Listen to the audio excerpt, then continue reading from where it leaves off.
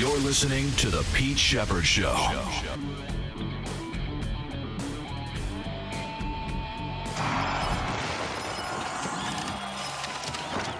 it's good to be back.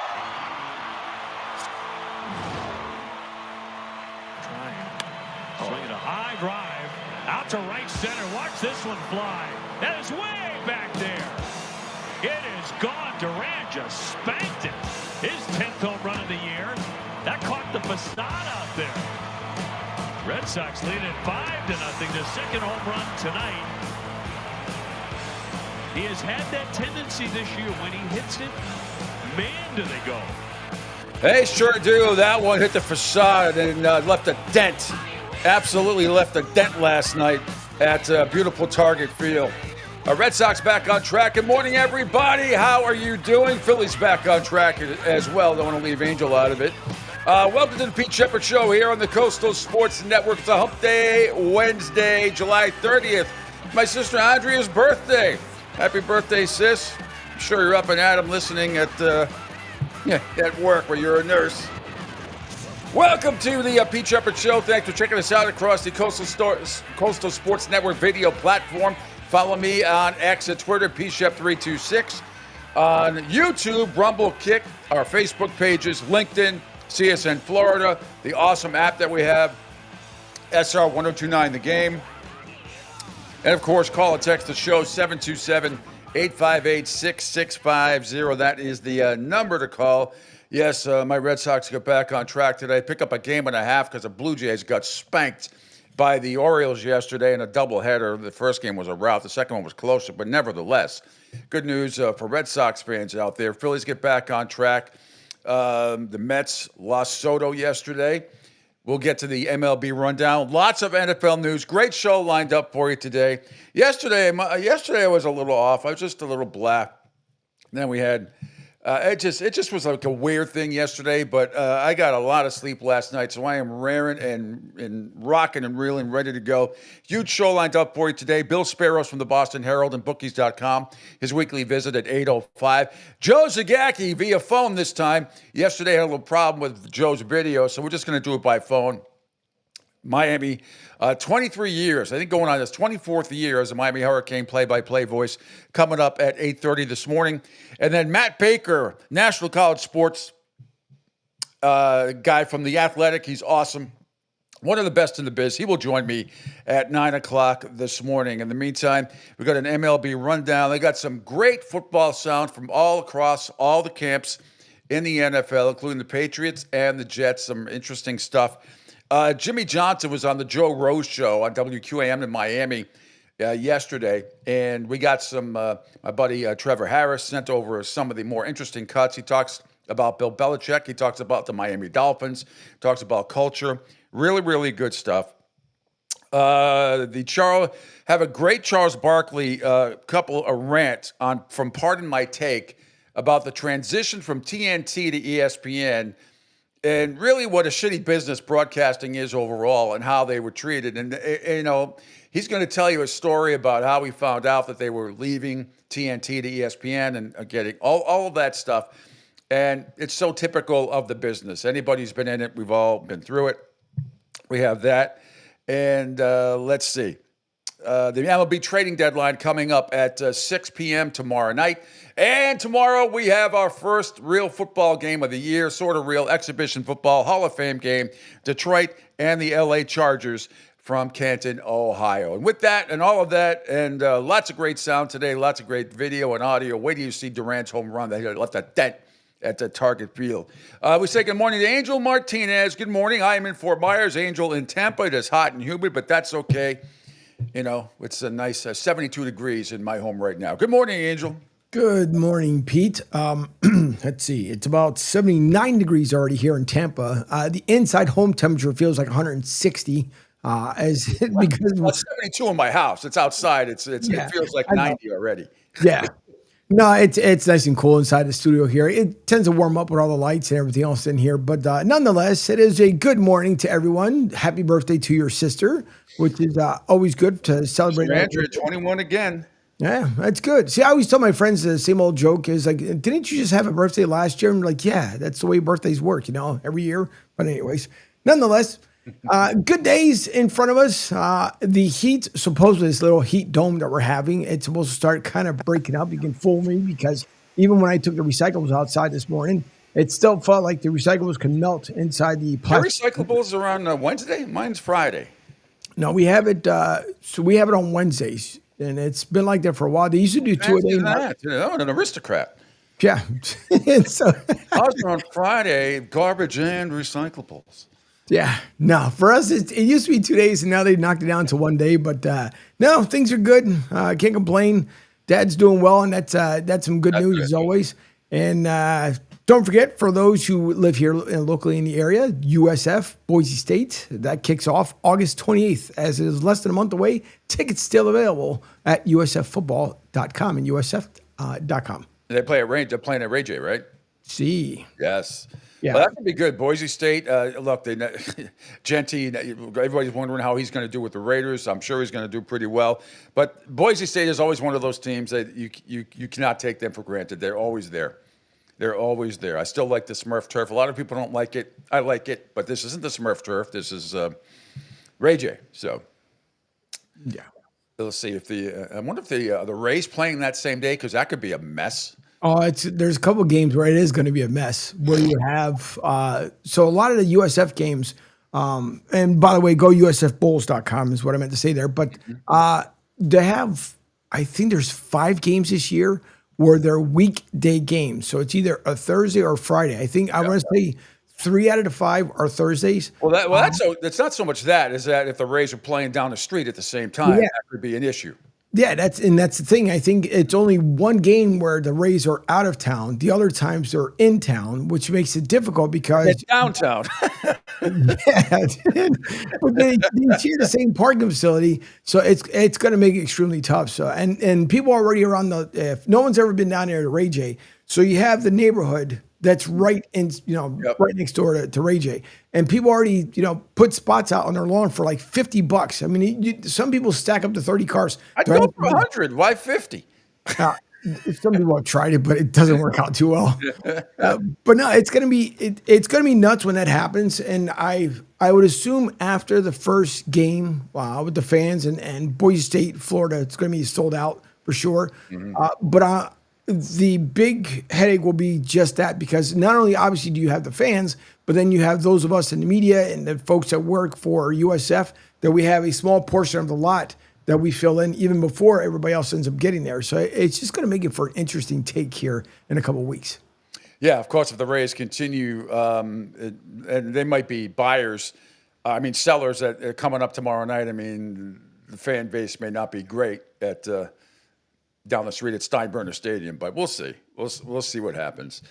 So yeah, lots going on. I'm so excited. College football is less than a month away. National Football League begins Thursday night, exhibition football tomorrow night. Again, I'm off tomorrow and Friday. I'm headed to Dallas for a meeting with some friends. I'll be back Monday. We will recap. I can tell you this, Monday, Sean McAdam is going to join me at 9 o'clock, and we will recap everything that happened during the trade deadline. Trade deadline talk is about as boring as it gets. And I'm not going to sit there, because I remember Glenn and I and others during the trade deadline the day before. People are, what do you think? But I don't fucking know. I don't know. No, neither does anybody else. And the Red Sox, according to my buddy Sean McAdam, are in stealth mode, which they're not really. I don't expect anything from for the Red Sox to do. Minor move at best. Minor move at best. The rest of the league, Suarez is out there, the Yankees, but he got hit by a pitch in his hand the other night. And, trade. Alcantara had a great game last night for the Marlins. If I'm a Red Sox fan, that's who I want. I don't know what the asking price is going to be, but if I had to pick somebody out there, I'd want Alcantara from the Marlins. He's going to get dealt, because that's what the Marlins do. They deal all their best players because they don't care.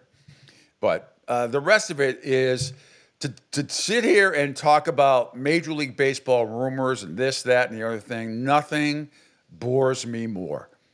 Nothing bores me more. Now, you can text in your suggestions who you like of what you would like to see, but I can't sit here and say, What do you think? And then people come up with all these ridiculous trades. And they always forget that not every GM is stupid. And you got to remember, you're not just going to say, yeah, for Red Sox fans, I want Alcantara and, we'll give him up for a bag of baseballs and a couple of prospects that nobody knows about. That's not going to work. Right. Even for the Marlins, that's not going to work. So I don't know what's going to happen. I know if they get somebody like that, they're going to have to give up somebody, probably a name, not Roman Anthony, but everybody else might be on the table. Maybe Abreu, maybe Jaron Durant, although those talks have died down significantly, it appears, for Durant. And he hit a bomb last night. Good Lord. If that didn't hit the facade at Target Field, it might still be going. That thing would have killed somebody if it hit him. Which we'll get the video of that. So I don't know. Nothing bores me more, Angel, than trade deadline talk. Now, if I was tomorrow, although not a lot happens during morning drive, but you never know. Tomorrow, now deadline day is a different story because the shit hits the fan, and I did afternoon drive for many years with Glenn. A lot of times I was hosting because he was off that week. And that was always a fun show because stuff was happening all the time.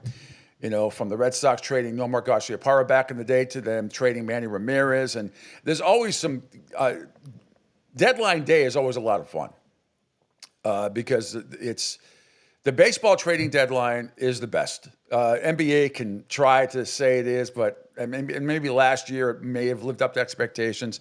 But MLB trade deadline day is fun to work in this business for that. But the day before is just speculation, and people come up with, we used to say all the time, can I get my trade book out? Oh, yeah, let's get the green book out for the National League, get red for the American League, or vice versa, or whatever it is. Let's write down all these ridiculous trades that 99.9% will never happen. So with that aside, let's get right to it. Let's do it, because I want to get some great video, some great audio today as well. Let's get to the video for the Red Sox. Let me see. Let's go to, if we can, Angel, scroll down.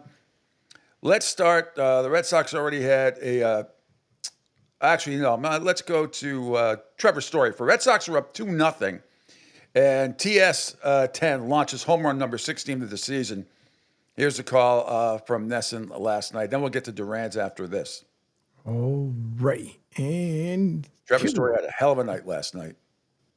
Consistent defensively. Swinging a high fly ball, left center field deep. Bader going back all the way to the winning track. Leaping up, he can't get this one. And Trevor Story goes downtown. Man, did he need that. His 16th of the year, and the Red Sox bolster the lead to 4-0. Sigh of relief by Trevor. We were just talking about 0 for 12 coming into that bat. 8th pitch of that at bat, a changeup down the middle, and I mean just all over this. Crazy hang time. That was up in the air before it came down. That Red Sox home run brought to you by Audi. Visit your New England Audi dealer today. He had consistent. By the way, Bader earlier in the game, I think Rob Durant of a home run in center field, but he couldn't get to that one. But speaking of Durant, no one was going to get this one. If we could scroll down, Angel. This one, 446 feet. This is an absolute laser that left a dent at Target Field by Jaron Durant. You got to match up, right? It's not lack of effort of trying. Swinging a high drive out to right center. Watch this one fly. That is way back there. It is gone. Durant just spanked it. His 10th home run of the year. That caught the facade out there. Red Sox lead at 5-0. Their second home run tonight. He has had that tendency this year. When he hits it, man, do they go. Yeah, those muscles aren't all just for show, OB. You generate some bat speed. It's not all about just speed around the bases. That's one of the bat. 46 feet, just right in center field. Got it all. Red Sox swinging to Shillelagh tonight here in Minnesota. Trevor Story did his first time up. So that's 2 Red Sox home runs. Look at that elevated 4-seamer. That's the thing with Tonkin. He sinks the ball, so you tell yourself, I have to see him up. Well, that's up right into the cookie jar. See ya.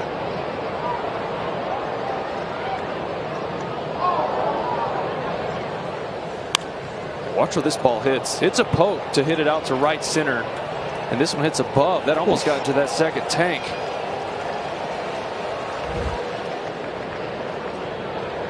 That would have been out of Yankee Stadium. Out. I mean, out of the ballpark. What up? Yankee Stadium at right field. But what a night. Trevor Story had a home run, double, 3 RBI. There's obviously Jaron Durant and his bomb as well. Giolito, as I said yesterday, needed 6. They got 6. Just one earned run there. And then this defensive gem, once again, if you scroll down, Angel, right under what you just played, an unbelievable by Cedar Rafaela, who, whether he's at second base or in center field, absolutely spectacular. Red Sox up 6-3 at this point, and this was an absolute web gem, as they say in the biz.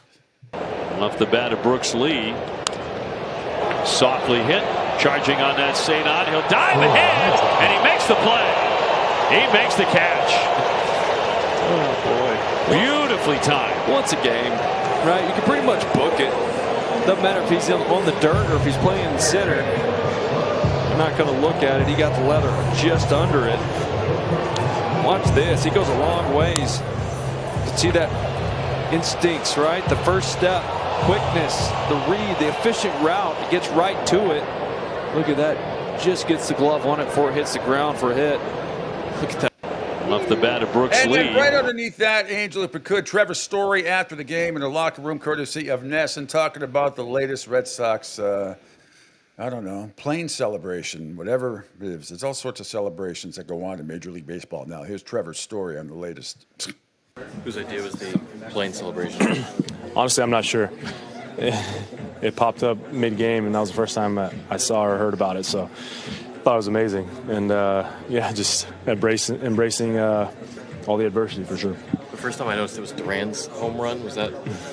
First time I saw it was Sedan's triple. Okay. So, I saw him doing it. I was like, what is that? And then I put 2 and 2 together. I was like, wow, that's a 6 Ellie. I like it. What was that night like? How would you describe it? It was awful, man.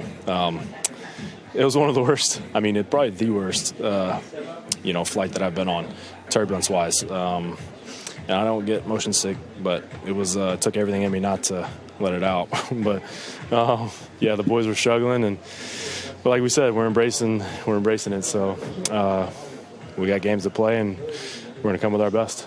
Creative. Well, team's going to have turbulence, so you might as well embrace it. This was the celebration they talk about. I like that when you started with the old Sully, went to the new one. There's the Rafaela one that's on it. But I love that it's the swaying wings. Yeah. It's not just the whole left, right, up, down. That's unbelievable. I love it. Good stuff as the Red Sox rally around what was a bumpy flight. Yeah, we said that. They didn't land until 4:30 Monday morning. And I talked to Sean, and you saw Whitlock almost they had to pull over so he could puke. And I heard nothing but horrific stories about that flight, how windy it was heading into Minneapolis. But thank God everybody's okay. Yeah, I mean, it could have definitely been a lot worse. But I still don't understand, Pete. Is like, how do you just tell everybody, okay, you're good to go, and you know that the air temperature or the air quality isn't that great to fly? But I understand, too, Major League Baseball has a schedule to meet. But it's like anything else. I mean, you're going to hit turbulence sometimes. And I live, 12 minutes from our airport here at RSW in Fort Myers. 12 minutes away, 15 minutes tops. And I see planes come in during lightning storms and land all the time. I mean, it can't be pleasant, but they do it.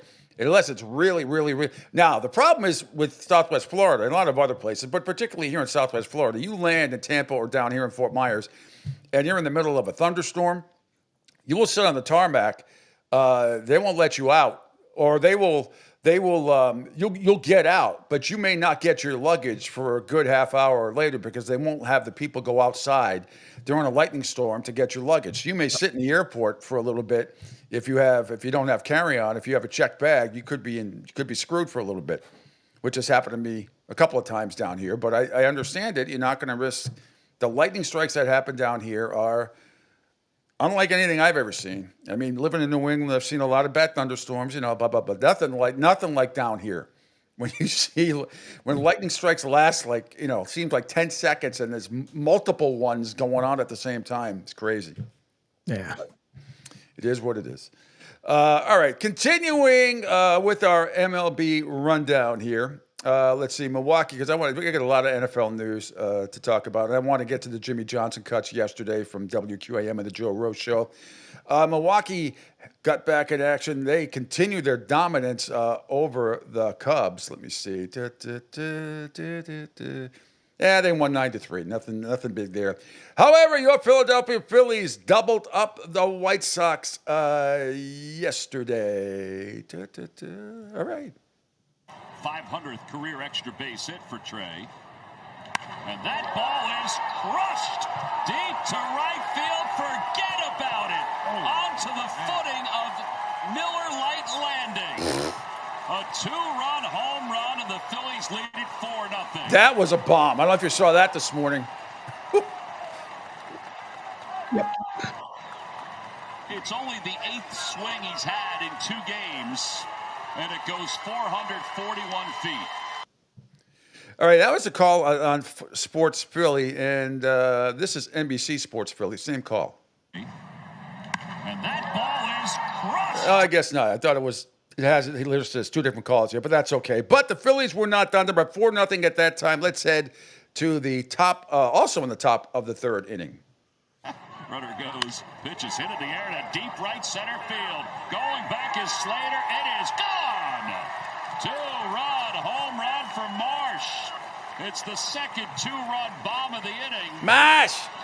And the Phillies lead it 6-0. Maybe all they need was a little rest, Tom. Tell you what happened. That's all you need. Thanks to Sports Philly right there. Lennon Sosa had a 2-run shot on the bottom of the 9th, made it 6-3. But result Philadelphia yesterday, they win 6-3. Game 1 of the doubleheader between the Orioles and the first place Toronto Blue Jays. And let me tell you something. This one was all Baltimore from the get-go. Tyler O'Neill on a tirade. First pitch swinging. O'Neill's got a sacrifice fly in the game already. Forget. It's no sacrifice. Just a simple blast into the Oriole bullpen. Tyler O'Neill has homered for a career-high 4th consecutive game. Yep, Baltimore wins easily in the first one, 16-4. The second one was a little closer. High fly ball to right field from Rutschman. Back to the wall. Lucas jumps. Lucas did not make the catch. Ball's on the ground at his feet. Here comes Gunnar. He will score. And the Orioles take the lead. It kissed off the glove of Lucas. And the O's strike against Hoffman. Gotta catch that ball. Anyway, helps out the Red Sox anyways. The sweep, they hang on for the 3-2 win. Detroit blasts Arizona 12-2. Fly ball, right field. Carroll's back. Good left mustache sends one out of here.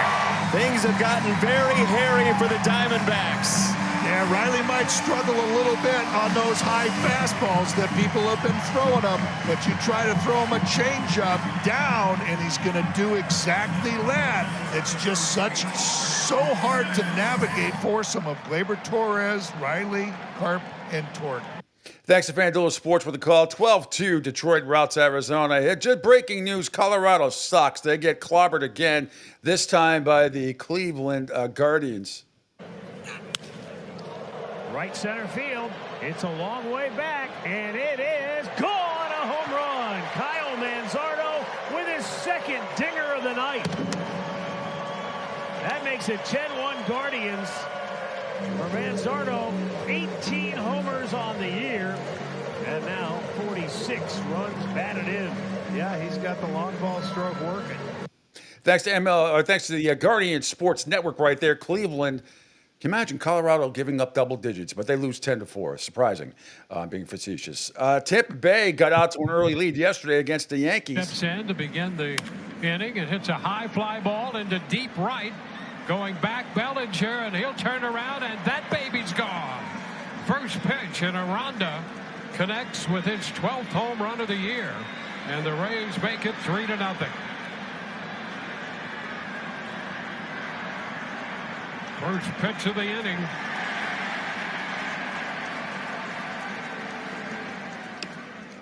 Thanks to FanDuel Sports Network right there. 3-0 Rays, right? You think they got it nailed, right? Wrong. Let's head to the bottom of the third inning. Trent Grisham is sixth.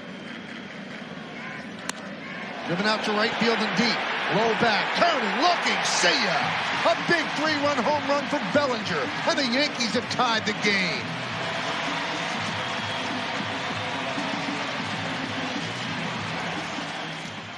Michael Kay on the Yes Network, thankfully no. But see, fly ball to right field. I think he adds in deep just to make it. It doesn't matter. It could be a pop fly to right field. It's going to be a home run most of the time in Yankee Stadium. So the game is tied at 3 as we head to the bottom of the 8th inning. High fly ball, center field and deep. Simpson back on the track at the wall. See ya! A home run into the Yankee bullpen.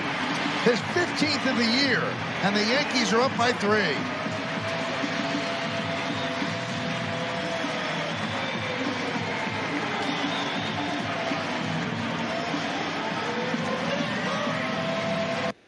All right, the Yankees hang on, and they win against Tampa Bay by a score of 7-5. So the Red Sox are just a game behind the Yankees now for the first wild card spot. They are half a game up on Seattle. They're only a game behind for the second wild card spot. They're half a game behind. They're right there. And Seattle, Texas, Tampa Bay, kind of hanging around. Dodgers of Cincinnati also in a nail biter last night. Drilled towards the left field corner. That's headed for the wall, and it's off it. James Outman's on his horse, giving the wave. Here he comes. He'll score. Dodgers lead in the 9th. And it's Will Smith again. That game was in Cincinnati. A lot of Dodger fans there. 5-4 Dodgers win, thanks to Tim Neverett and Sportsnet LA. Kansas City beat Atlanta 9-6, and the Royals have also designated 45-year-old Rich Hill for assignment after 2 starts. He actually got a win the other night. Miami and Minnesota. 2-month-old daughter Tatum are in attendance. 0-1. That one hit high in the air, out to right and deep. Walker is back at the track, and it's gone. The first home run as a Marlin for Graham Pauley. It comes in his 39th game. Graham Pauley, 103 off the bat, 384 feet into the Cardinal bullpen in right. And the Marlins open scoring in the second. It's 2-0 Fish. Mammal. Not a lot of fans in St. Louis for that one. As you could tell. It sounded like they were playing in front of nobody. Houston and Washington went at it as well. The Astros win 7-4. The Angels and Texas as well. This one helps out your Red Sox fans out there as well. And he lines one to right, a base hit. Darno scores. Comparo heads home. One big swing off the bench from Yohan Moncada, and the Angels take the lead back. Hakuna Moncada. Oh, come on. Always ready to swing at the first pitch. Got a slider. Rockets it. 2-run single. Oh, that bounce he has, how quick he's able to get to that baseball and lines it. Now, you can only use that once a year, right? You can't do that line again. Nope. No. And especially that it was so bad. Oh, God. San Diego and the Mets yesterday went at it as well. Not a good day for the Mets. In the air to deep left field. Man, oh man, oh man! Don Orsillo. Home run number 20 of the year. It's a 3-run shot. 7-1 Padres.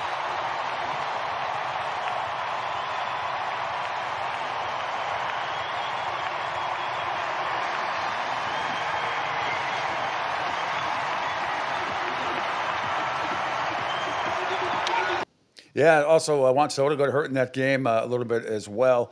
But San Diego beats the Mets 7-1. We're going to get Don Osceola on. I'm going to try to get him on next week if we can, depending on his schedule. He used to many, many years, great announcer for the Red Sox, play-by-play, and now has just won another Emmy, by the way. Which I think makes like 7 or 8 for him.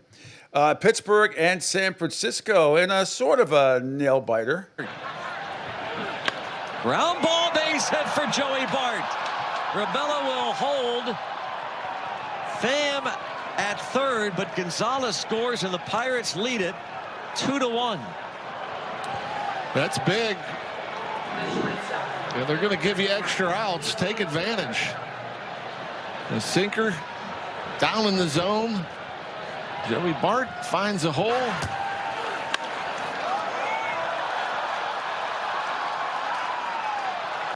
Sportsnet Pitt with the call, and finally the A's helping out Red Sox fans as well, beating Seattle 6-1. Hey,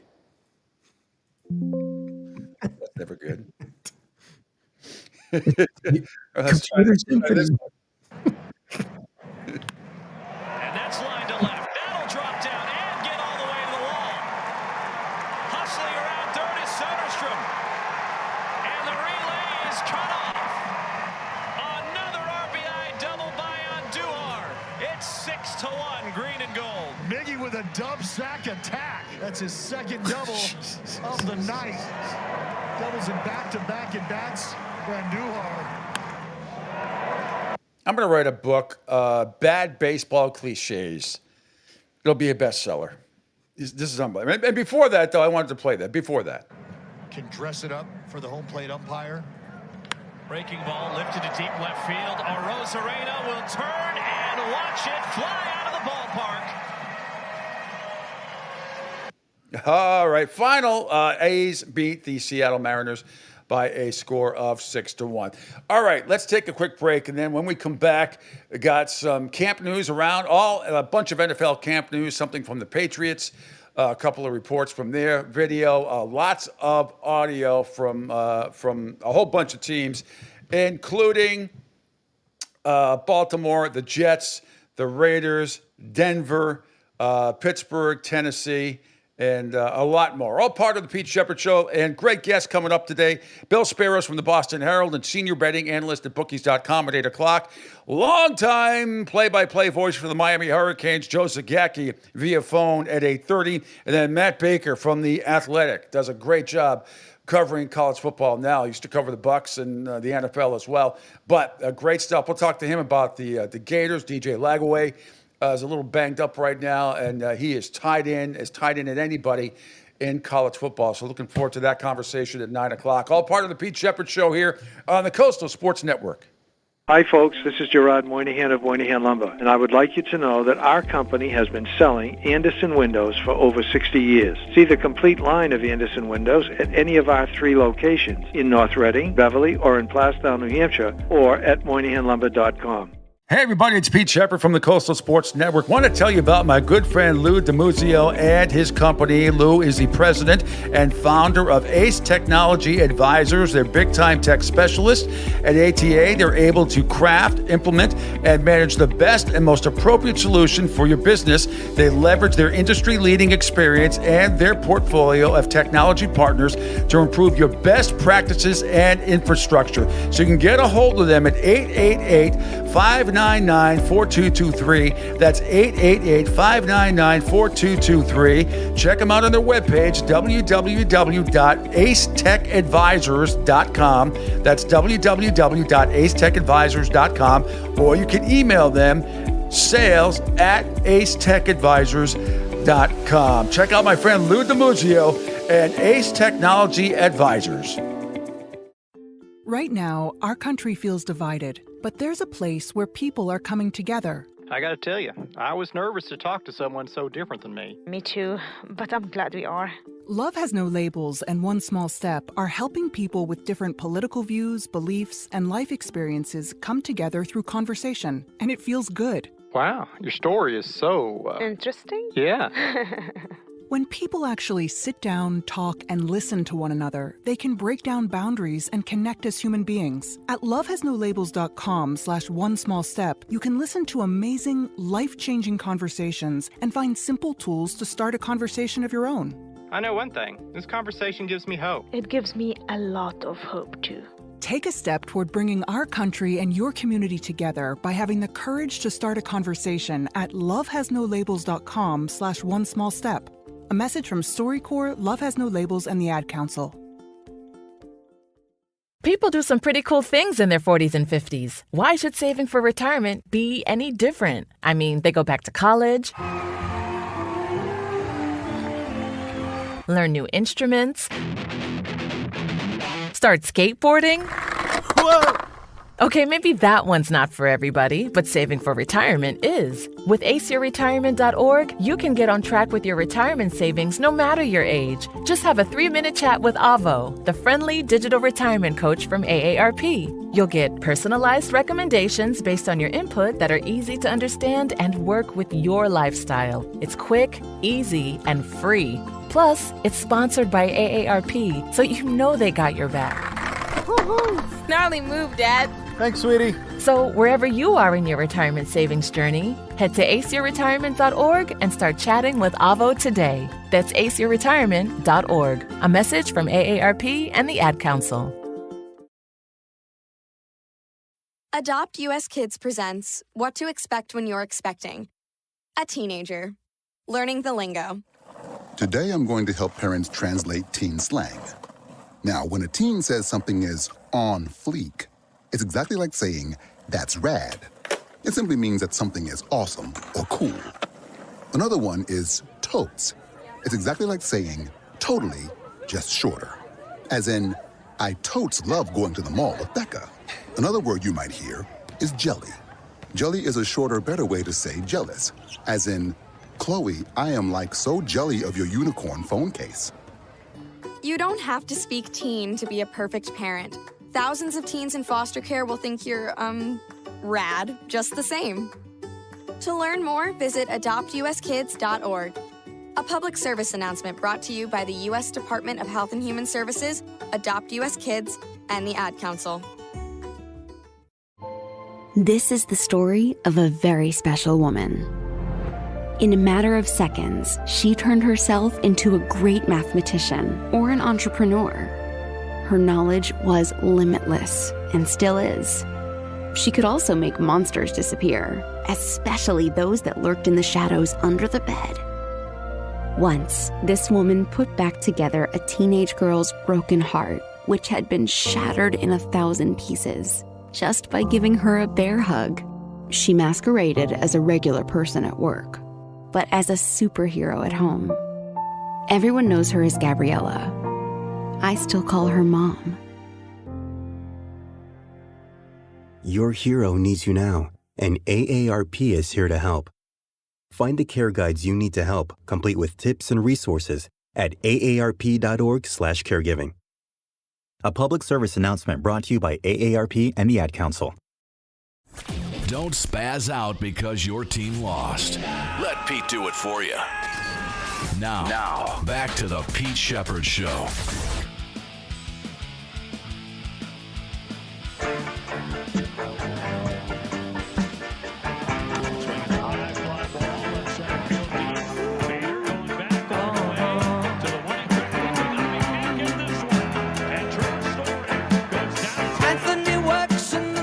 Oh, it wasn't Anthony. It's Trevor Story. What a night for him last night for the Red Sox. Home run double and 3 ribbies. Red Sox beat the Twins 8-5 at Target Field. Jaron Durant also added a blast. They hit off the facade. Unbelievable. By the way, the Billy Joel documentary, as I've said earlier, if you haven't seen it, may take you a couple nights because it's 2 parts and it's about 5.5 hours total. It is off the chart, unbelievable, and he's one of my favorite artists of all time. I mean, when I tell you it covers everything, it covers everything, and from his family life early on as a child, as a classical piano prodigy, learning from that. His father smacking him upside the head because he didn't like the way he improvised Moonlight Sonata. Very, very unbelievable story back in the day. And it just goes on and on. It goes through all the marriages, the Christy Brinkley stuff, the Katie Beale stuff from Food Network, who was married to Billy for a little bit as well. Fascinating documentary. I highly recommend it, even if you're not a Billy Joel fan, which I don't know how anybody cannot be, to be honest with you. I know he's just one of the great songwriters of all time, one of the great performers of all time. Proud to say I've seen him 11 times, seen him and Elton 11 times. I saw them both together once at Gillette, which was one of the greatest concerts I've ever seen in my life. It was really, really good stuff. So I was talking about entertainment. Oh, go ahead, Angel. Is it because remember when Queen, they did a really, really good job when it came to Queen, their movie about their life. So that was a movie. This is the doc. This is a documentary. No, correct. But I heard that Billy Joel himself had like a lot of hands involvement in it, which I prefer for the artists themselves to have a lot of hand involvement. Because he was a star. Yeah, well, that's what the way it should be. But then they had the one from Elton John, which was to me, and just I thought it was the worst of all of them. When you try to do a movie / documentary about a person, Elton John's movie was like the worst. Well, you're talking about what like the Queen movie versus the Elton John movie, and what do you call it? The Queen movie was fantastic. What's his name won an Oscar for it? Yeah, playing Freddie Mercury. The Elton John movie was mediocre at best, but this is not. This is a documentary, right? 2-hour documentary with Billy Joel going through his whole life from a child to current. Not too long ago, right? Because they have footage of the last Madison Square Garden concert that he did. No. Phenomenal. So you'll love it. I highly recommend it. There's stuff in there I never knew he had a half brother. Really? Yeah, he had a half brother. His father left when he was there. Yeah, I don't want to ruin it for anybody. It is absolutely fantastic. I gotta watch that. I watched the other day, and I went back. I actually did it in reverse order. I did watch Happy Gilmore 2. And I went into it with a bad attitude, and I laughed all the way through it. I thought it's exactly, people, some of the critics, sometimes they get it right. It's exactly what you thought. Every golfer in the world is in it, in a cameo, sometimes more than a cameo. And the only thing I'll give away, one of the funniest parts of the whole movie is Scotty Scheffler doing his scenes from jail. Like, remember when he got arrested on this a couple of years ago? Well, he gets arrested again, and he does a lot of the scenes from jail. He's sitting on the bench. One guy, the officer comes in, he's like, Scotty, you can leave today. He goes, what's on the menu tonight? He's like, chicken nuggets. He's like, I'll stay another night. But you take it for what it is. Then I went back and watched the first one, and I liked it a lot better. For some reason, I had a bad attitude I hadn't seen it in years, literally 20 years. Right. And I went back and watched it again, and I enjoyed it. I enjoyed it. So I was wrong about it. The second one, people are going to say it's not as good as the first one.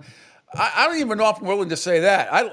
It's different. It's different, but the same. The jokes I was laughing out loud through 3/4 of the movie, some of the stuff that happened. It is really, really funny. By the way, do I got to watch that? The two you just recommended, but also you're talking about the audiobook of writing it before we went to break. Yeah, the bad baseball cliches. Yeah, well, even though it's not baseball, but you have to insert it. So yesterday en route to where I was heading to with my dad, I was dying when you and Trevor were playing Mike McDaniel's.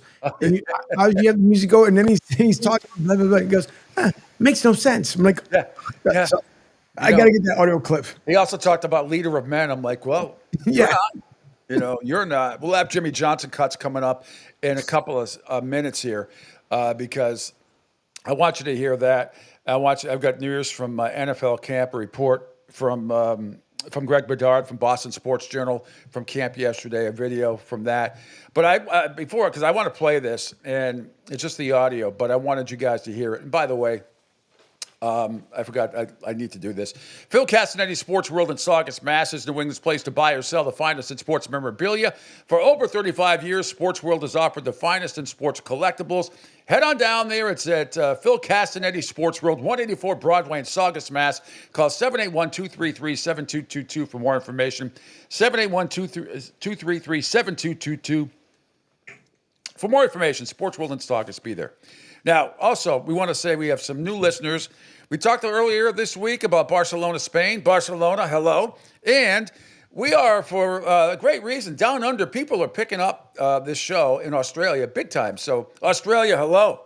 Good morning. Or it should be good evening there, right? Good evening, just about, yeah. Because it might even be tomorrow. It might even be Thursday. Is it Thursday there yet? Yeah, already is. It's the future. Play the lottery there today. You'll win it tomorrow.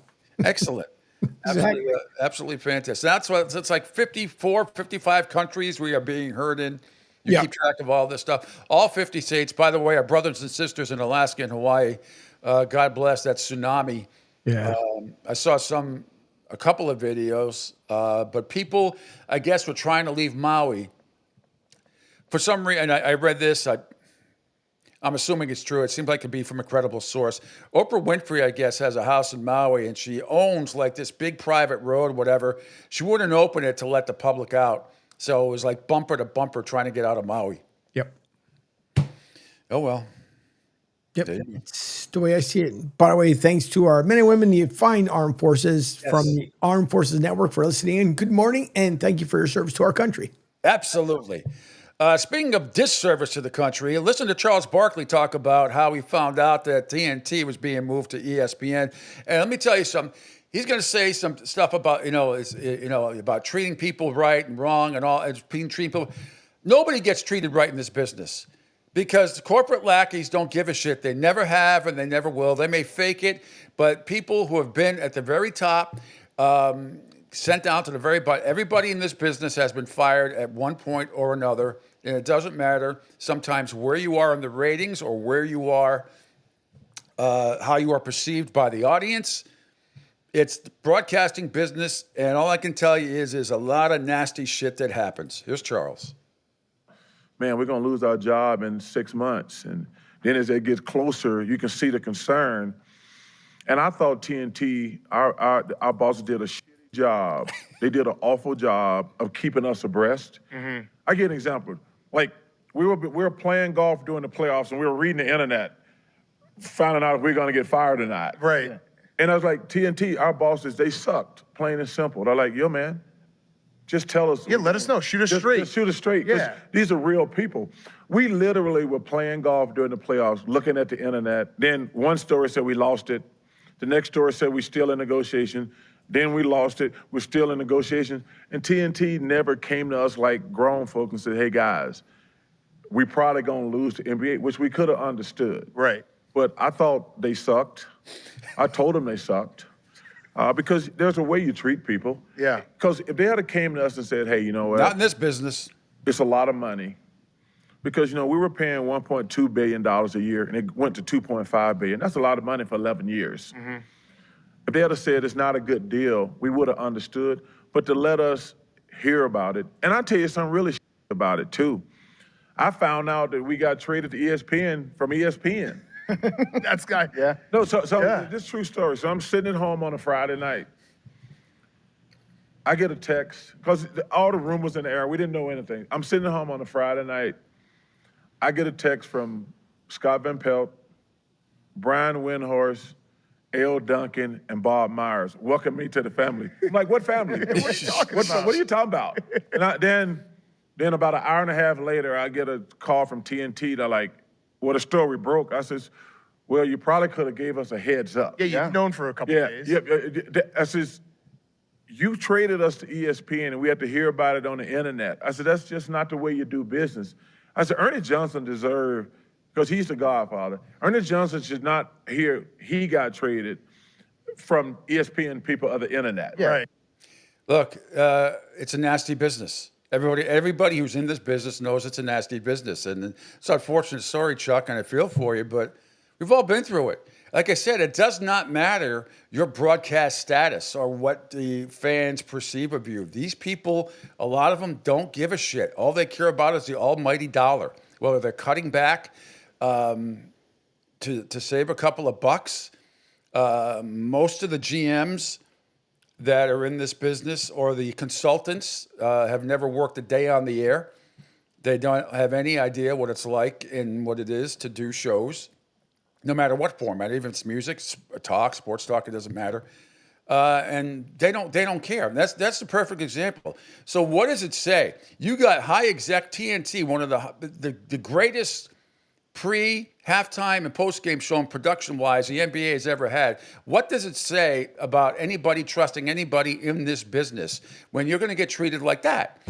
Those guys. And, if you think that's bad, you should see what, lowlifes like me and others in this business have been treated like in the past as well. Not from everybody, but it's all happening. You always have that look on your face, like, how the hell did that happen? Why did this happen? You never get, with the extent, if you commit a felony or something, I'm talking about just regular people getting caught. And you're seeing it more and more in terrestrial radio as all these companies are on the verge of, some of them are bankrupt and they're surviving by the skin of their teeth as well. But this goes on all the time. So just imagine what it's like, or what it was like for me. It was like in terrestrial radio and radio and TV. You just never know when the axe is going to fall. You just don't. Nope. Every single day. Yep. Morning, Trevor. Hi, Trevor. Good morning. Thanks for the cuts, which we're going to play in a second here from the Joe Rose Show on WQAM. But, look, I remember when one of my contract was being negotiated, and I was my agent said, hold out for this, hold out for that. So I did. I listened to what she said. She ended up being right. But while that was happening, and it was like my third contract, my bosses are bringing in people and they're walking them through the studio during the show or outside the windows during the show. And I know what they're doing and pointing at where I sit and where everybody else is sitting. And you can just tell that, they're showing them around just in case that I wouldn't resign. I knew what was going on.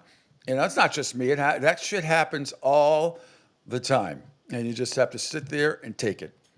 And, I feel privileged to be able to have done what I'm doing and still do for almost 39 years. But this is one of the great jobs I've had, because not only working with Angel, but because it's unfiltered. And the only thing that can happen is Angel shut down the network. That's the only thing that could happen, which I don't see that happening anytime soon, because we are growing by leaps and bounds. But that's the thing. I don't have to answer to anybody except me and you guys, the listeners, which I care deeply about. And of course, Angel and everybody else on the network, which has been fantastic. So that being said, Chuck, trust me, you are not the first and you will not be the last to be deceived by bosses in the media. Happens all the time. All right. Sure does. All right, if we could scroll down, let's get to Greg Bedard from Boston Sports Journal. It's on Patriots on CLNS on my Twitter page. Here's Greg reporting high praise for Patriots' third-round pick and explains why he believes he's already going to be an NFL starter. And if you don't know, he is talking about one of the linemen for the Patriots. But here he is. Here's Greg. Tell you all about it. I thought Jared Wilson had an outstanding day. And actually, to me, the most interesting thing that we saw today is it looked like, and it wasn't steadfast, but it looked like today was the first day where the Patriots decided, hey, let's give it a look, see what it looks like with our two rookies on the left side of the line together. So you had Will Campbell and Jared Wilson basically at the starters at those positions. Jared Wilson did, rep at center and continue to do that. You wonder how much, if Bradbury's down, does that now end the experiment of Jared Wilson? I mean, I'll just say this. I think through this part of camp already, I think it's pretty clear to me that Jared Wilson is an NFL starter. Now the Patriots just have to figure out what's best. Is it Garrett Bradbury and Wilson next to each other, center and left guard? Is it is it Wilson at center and Cole Strange or Caden Wallace at left guard? All that stuff is going to have to shake out over the weeks to come. But you hope that these rookies can stay on the field and continue to be impressive. All right, so you're going to go, Garrett Bradbury is the one that got from the Minnesota Vikings last year, which I thought was a good pickup at the time. But Jared Wilson, the rookie out of Georgia. I'm going to take Georgia over NC State in that one, so I'll go with Wilson at center. It's just me. Just me. All right, more from Patriots camp yesterday. Let's go to Drake May, Patriots quarterback, talks about his connection with offensive tackle Will Campbell. I'd like to know just the reaction when you two go in and order like New England clam chowder, like wicked chowder, and you guys go in there with your southern drawl, talking the way you do, which is fine, but and just how it's perceived, how it's received, I guess. Because to me, just talking to you and playing here, I got an idea in my head of how funny probably some of those interactions are. Yeah, I'm glad. Will's got a little stronger draw. So some guys, looking at him. A little more with a different eye than mine. So mine's kind of on the still stronger side, but his is real strong. So I think we're both Southern kids. We're going through the same thing, playing in college and leaving early and coming, being a first round pick. So it's cool to kind of see the kind of stories align. And I'm just trying to be there for him and anything he needs. And I think he's gonna end up being there for me, playing on the field. So it's pretty cool. It's just, and that's Jim Miller, I believe, and Pat Kerr when they do a show together. It's a great job on Sirius XM NFL Radio. And Jim played punter for the Patriots for a while. But the perception of some people how they speak in New England and to New York for a degree, but everybody doesn't say wicked after everything. Okay, there's a big saying in wicked. That's wicked pissa, or that's pissa, meaning like it's awesome. It's very crude, but nevertheless, it's a saying. Nobody that lives in Boston says Beantown. Nobody. Beantown is like this made-up national thing, like people say Beantown. I'm telling you, there aren't a lot of people in New England that say Beantown. That's kind of made up. And of course, Park the Car down by Harvard Yard and that's all. That's like There are a lot of thick accents. There's no question about it. And I find them very entertaining because everybody had the same accent. It'd be boring. But I always find it interesting that when I watch all these British shows, and, I watch a lot of cooking shows and Gordon Ramsay and anybody else who's from England, you're allowed not to pronounce your R's or INGs. And it sounds, so if like Gordon would say, well, it's proper. Now, he says it and it sounds okay. Somebody in New England says it, yeah, it's proper. Like it's harsh, it sounds like you're from the street, but English people get away with it because they have, and it's not just Gordon, it's others, they have, the UK people have a way of making it sound okay, where it's nicey nice, and yes, it's proper English, and, instead of saying Colleen, let's say Colleen, or whatever, instead of saying Anthony, it's Anthony. There's just, they say things differently in the UK, and that's fine. It sounds better, like they have more of a command of the English language, because when you hear someone say, oh, it's proper, and then you say, yeah, it's proper, there is a little bit of a difference. I mean, it's not saying that one's better than the other. I'm not saying that. Right. And everybody in the Midwest has their different accents, even though they say they don't. People from Minnesota to Michigan to Indiana, different parts, and that's fine. That's what makes the country great, right? Everybody's in New England. There's 6 different accents, all 6 states. They're all a little bit different. Trust me. Anyway, all right. Let's continue with the NFL sound. Here is let's go to Tennessee. Brian Callahan, head coach of what former Miami great quarterback Cam Ward will be able to handle a rough season. I don't think there's any substitutes of playing quarterback. There's so many things they learn when they play the game that you can't necessarily simulate and teach. That part of being in the fire is what helps quarterbacks get better faster. So I've always been a big believer in guys playing. That's how they improve. And so his demeanor gives me a ton of confidence that he can handle a rough spot or two.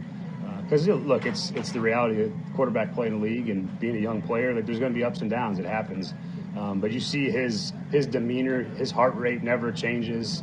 He doesn't flinch when it comes to a mistake or two, and he just goes right back and does it again. And I think that's the makeup you have to have as an NFL quarterback, because every quarterback in the league throws interceptions, every quarterback in the league gets sacked, every quarterback in the league loses games, and so you have to battle through those moments, and the mindset and the makeup of the person is really what separates guys, and being able to handle those things. So Cam has shown thus far that he's up to that task, and there's still things to come and still things he's going to have to deal with, but pleased with his ability to handle it so far.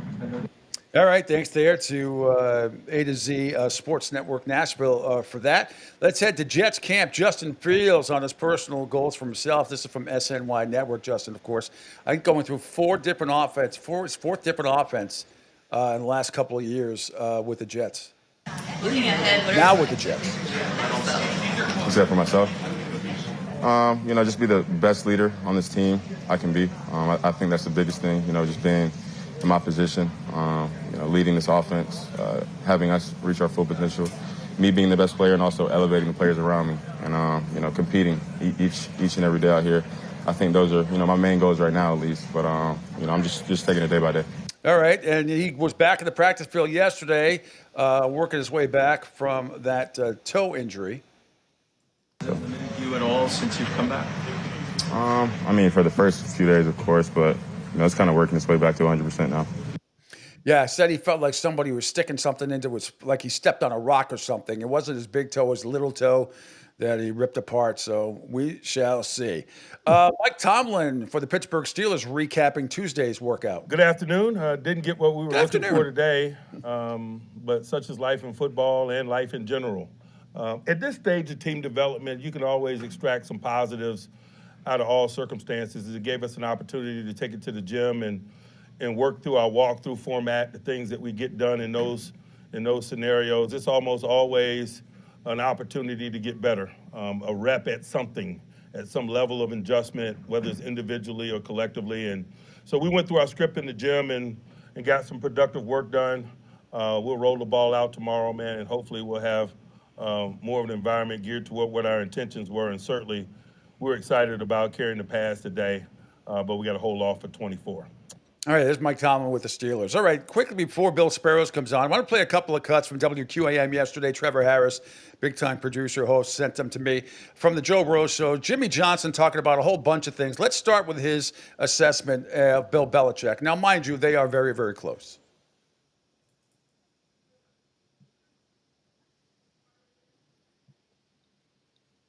I told him, I said, hey, you'll be the best coach team in all of college football, but that's not the key to winning in college football. The key in winning in college football is recruiting the best players.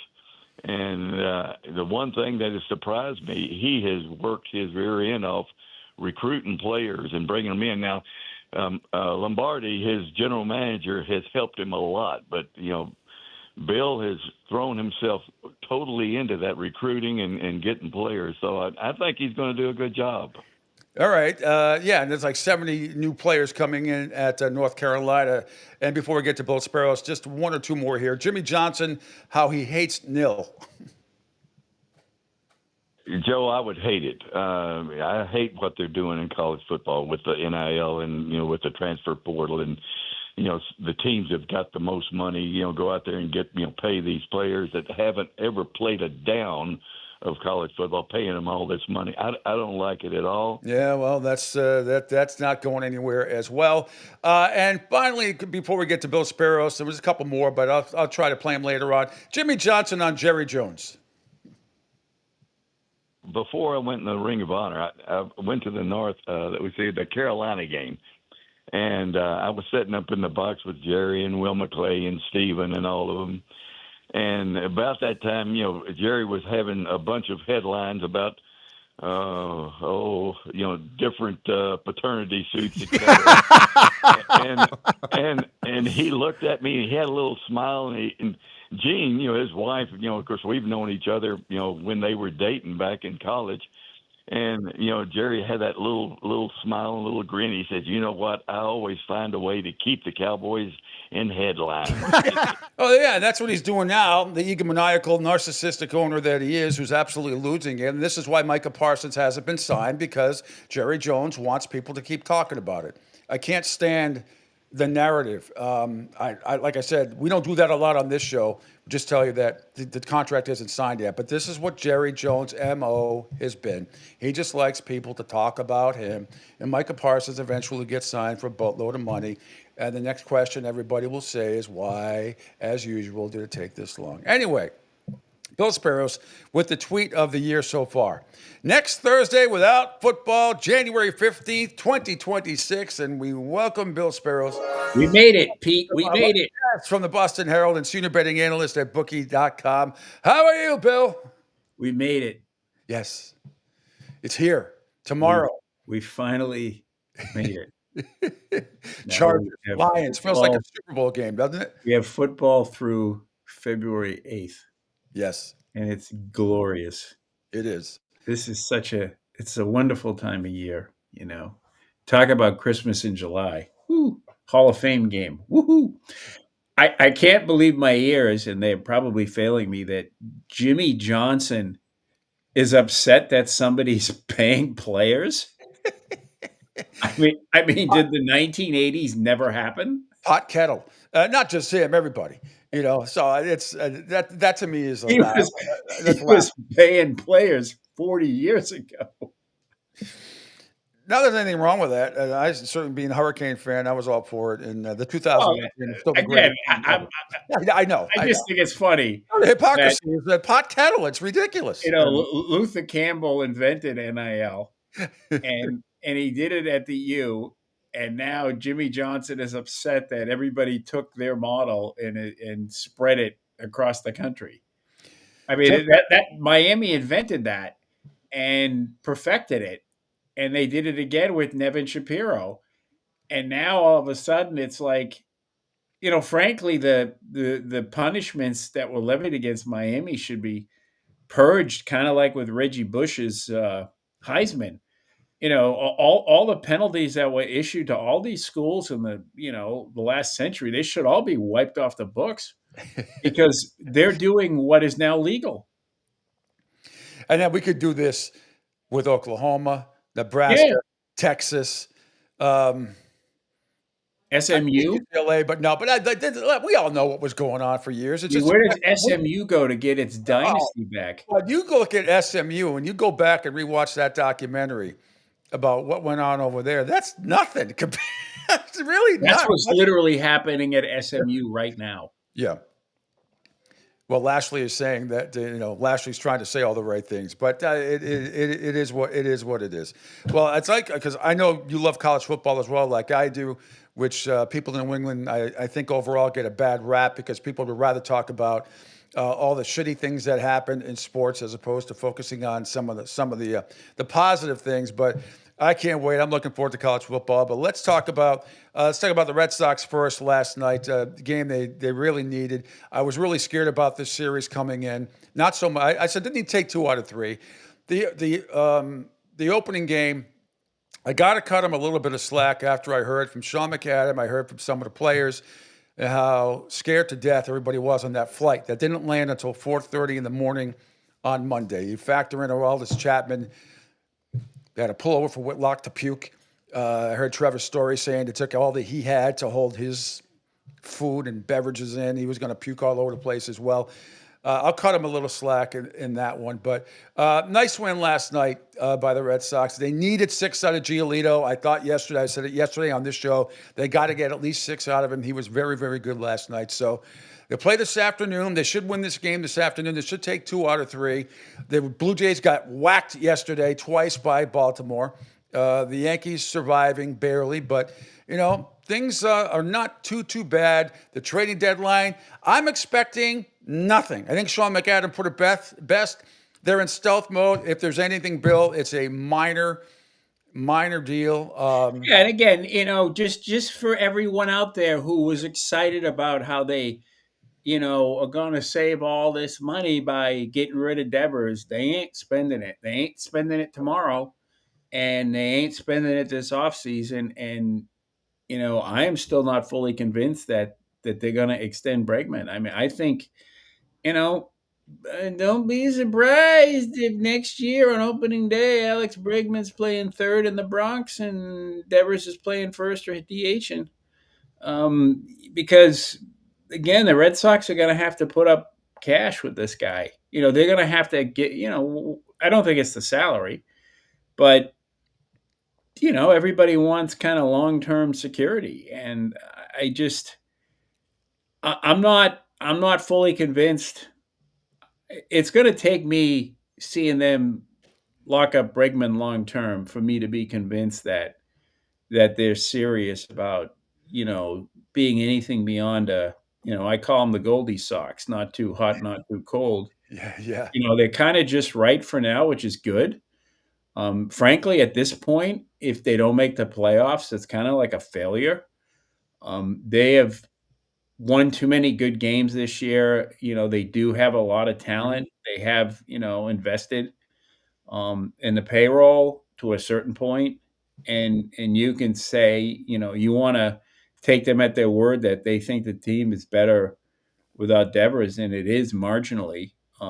But I just again, for me, they want, they kind of can't have it both ways. They want to raise our expectations. They want people to get excited. They are playing well. They're fun to watch. They're likable. But at the same time, if you're going to do that, those expectations are going up. And, if you do all this and don't make the playoffs, it's like a major failure now. It's not just like, oh, they suck again. Well, they don't suck. So if they don't suck and they had all this talent that they've cultivated for years and they made these offseason moves, and Giolito's healthy. If he can give them 6 innings each time he goes out for the rest of the year, that may be enough. But again, they have to make the playoffs at this point. And then, this offseason, they have to, get the Bregman situation straightened out. Normally, I would say I'm concerned about how Alex Cora keeps reshuffling the lineup and everybody else. But so far, on the whole, that's working, whether it's Anthony batting leadoff or Anthony batting third or Duran batting leadoff and Anthony batting third or fourth and Trevor. I mean, he's sort of, whatever he's doing is sort of working for now. But I'm wondering if they continue to have success, is there going to be one permanent lineup out there, whether it's if Duran's still on the team, which I believe he will be, whether it's Anthony batting third all the time, Duran batting leadoff all the time, things like that. Is there going to be some sort of a set lineup, or does it in this day and age of Major League Baseball, does that even matter? Because it used to matter a lot to a lot of guys' egos back. Oh, I don't want to bat leadoff. I don't want to bat second. I don't want to be here. But this team seems to embrace it like they don't give a shit. Like it's okay. Well, I talked to Fred Lynn about this last month. And Dan Shaughnessy had a column about it on Sunday when he was at the Hall of Fame, talking about, how the older players view the game now, and they really feel estranged from it because it's not the same game that they played. So I would say, based on a preponderance of the evidence that, we've heard from the older guys, that I think that kind of stuff matters way more to them. I don't think newer ball players really care about where they're hitting in the order, because they're, you have to understand they've all come up in this age of, data. And it's like, well, against this guy, we need 2 lefties, and against that guy, we need 3 righties. And, so there's all these other factors that go into play. And these guys are relatively, they have a lot of, I don't want to say young, but inexperienced players in the lineup. So I don't think, who in their lineup, except for maybe Bregman, would have been like comfortable in a certain spot in the batting order anyway. So I think you're going to see this shifting the wins, this whole shifting lineup thing every day. And even if they were to make the playoffs, I think it's really based on who they're facing, right? Who the other pitcher is. I mean, you think about it back in the 70s and even earlier. I mean, you knew Burleson. Oh yeah, I mean, I could probably, if pressed hard enough, tell you the batting second, Lynn batting third. It was Burleson, Remy, Lynn, Rice, usually at DH or left field. Yaz, Carlton Fisk. Yep. Dewey would always bat last, and then you'd have you'd have third base. You'd have Butch Hudson would bat last. You'd have or Dewey at 8. I mean, you knew the lineup going in. It was like that almost 90. Yeah, but again, it's a different game, totally different game. Yeah, it's a different era, and they use different information, and I don't know if that matters. I mean, I just think, I don't think that matters. To be honest, I don't even think about it. I honestly don't even think about it anymore. Unless the only time you think about that is if you have a situation where you have like next year when the Yankees have Judge and Bregman and Devers, are you going to have who's going to bat? Like you probably put Judge behind those two guys so that he's always up with men on base, right? That's where it matters. I mean, good God, Abraham Toro and Romy Gonzalez and Wilbur Abreu. I think if you put all those guys together, and they switch uniforms, no one would even notice. So I don't think it matters, where Romy Gonzalez is batting in the lineup. Right. It certainly seems that way right now. There's no question about it. And by the way, Campbell's been doing pretty well in the minors. I expect him to be back up soon. He's been crushing the ball lately, it seems. All the highlights, he's hitting a bunch of home runs, but we'll see. But as far as the trade deadline, I mean, this used to be, when Glenn and I used to do the show back in the day, he would always either have this week off, or if he did, the deadline day is fine. Tomorrow's a fun show, up until which I'm off tomorrow. But up until the deadline day is always fun. The day before, you have to listen to people call in. Yeah, 99.9% of the ridiculous, because they always think that just from a Red Sox perspective, okay, your GM is smart, everybody else is stupid. So, but it never works that way. For me, I know Alcantara for the Marlins, who pitched the 5 innings shutout ball last night. His ERA is still like 6.3.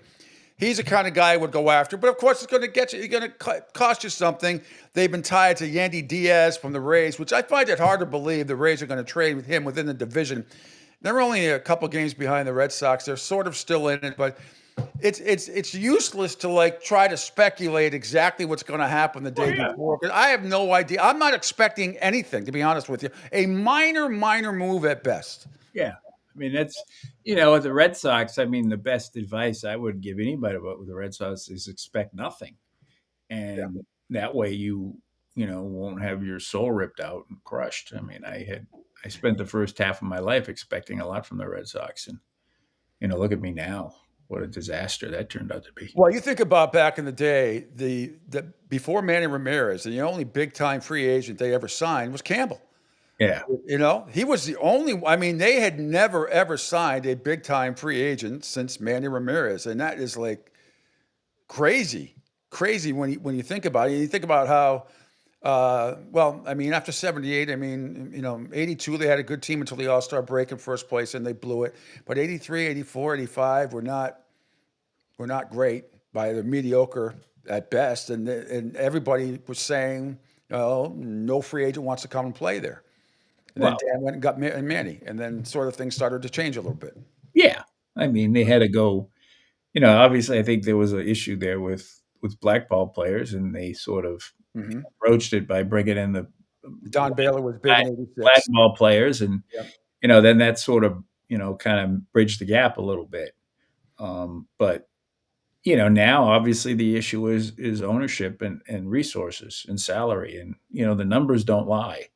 So we know kind of what the Red Sox ceiling is right now. The way, their ceiling in the last three years has been around a shade under 200 million. I guess 200 million is they're dead, kind of like the red line. And, they're at 192 right now. So yeah, they might pick up some payroll for the rest of the season. I think it was Diaz. He makes about 8 million. So that would be a good fit for them. But how much do they want to give up to marginally improve? There aren't any really big gets out there. At least I don't see any. I think this is pretty much the team they've got. And like you said, Campbell's coming back. The pitching has turned. They should get him. You always want to get more arms for the bullpen, especially with Alex Cora. So yeah, maybe you bring in another, reliever or something like that, just to pick up 30 innings or 40 innings down the stretch. That might be enough, right? It'd be right now. It's really a math. They got 50 something odd games left, like 58 or 57 or something games left, and 9 innings. You got to figure out who's going to pitch all those innings. That's really where it's at. The hitting comes and goes. It's fine. They can hit against mediocre pitching and bad pitching. And they've certainly tightened up the defense. They still haven't. I swear to God, they all missed Little League, right? Like, how many outs are there? Like, how do you not know that? Well, Durant did it the other day again. Yeah. So those the fielding mistakes, Yep. they've sort of fixed those, right? They're Mhm. not making errors. I mean, God, that double play. I love Rafaela playing second base. How about the play made last night, diving to Yeah. center field, saving it? I Yeah, mean, so wherever he plays, he it's amazing. he shores up the middle for sure. And so they make plays. They don't make they don't make fielding errors. They still make too many mental errors, right? So, I'm not sure how to fix that. How do you not know how many outs? They're still making those kind of mistakes, which kind of lead me to believe that they're not going to go very far in the playoffs. Because you can't make those mistakes in the playoffs, right? No, they're not good enough to give up extra outs. Yeah, you're or to facing like run into really an good out. pitching Yeah. in a short series, and it's so they're not that, like, again, it's a Goldilocks. They're just right. They're not really really good. They don't suck. And every time you think they're on a big run, or every time you think they're going to fall off the face of the earth, they reverse course. And that's enough in the American League. To be honest. I mean, the American League. In this division, not even the American, but in this division, and Yeah. the fact that I was worried about Chapman a little bit with the back spasms, but came in last night, 3 pitches, a strikeout, so that was good. Just a third of an inning, nice. He should be ready to go today. They play this afternoon. Bayo needs to go at least 6 today. That would be nice. Everybody needs to go 6. Yeah, I mean, since like 1901. This is like, yeah, I know it's old fart talk, but it's like, oh, we're gassing up the duck boats because this freaking guy they brought in to be the next Cy Young Award winner through 6 innings. It's like, Jesus. Oh, I know. You get a standing can we raise ovation. our expectations just a little bit. Bill, you know this. You get a standing ovation. You come out after 5. If you're up 5-3, Yeah. yay! What? Went out in the 6th. I gave up 3 runs. We're up 4-3, and it's like, hey, here's our next Cy Young Award winner. I remember when ERA is over 3, you were frowned upon. What? Yes. If it's a 3.3, you sucked. If it was 3.5 or more, you really sucked. Now it's just like, now a 4.5 gets you $20 million a year. Yeah. It's absolutely unbelievable. Bill Sparrow's joining us here from the Boston Herald and bookies.com. I want to get to some gambling stuff from you, but you had a great tweet the other day. I retweeted it about traveling teams in the NHL, which I always think is fascinating. Yes. The Bruins were sort of up there, but not quite like Edmonton, Calgary. But I mean, good research again on your part. Yeah, well, I'm lucky to, my company values that kind of information. It, gets us good publicity, and it is valuable, for, I think it's a factor, like if you're handicapping, you want to use a lot of factors, and it's really like, there's like Edmonton, the Oilers have a 7-game road trip in North America that over 12 days, it takes them, to East Coast, West Coast, all through the East Coast. And, you see, like I've looked at you literally have to look at the entire schedule. And, from a gambling perspective, you see a lot of teams that have the back-to-back in Florida. About half the teams in the NHL have that schedule where they do the Florida back-to-back. So, you could always look at the second game, whether it's in Sunrise or up in Tampa, where, that second night in Florida is, especially for a team like Minnesota coming down here in the middle of the winter. And, it's just like maybe the first game you're ginned up, but that second game in Florida after an off day or something, you just want to get the hell out of town. It's just like, Well, you look at Edmonton, which leads all 54,426. They're going to travel the most, followed by the Penguins at 54,088.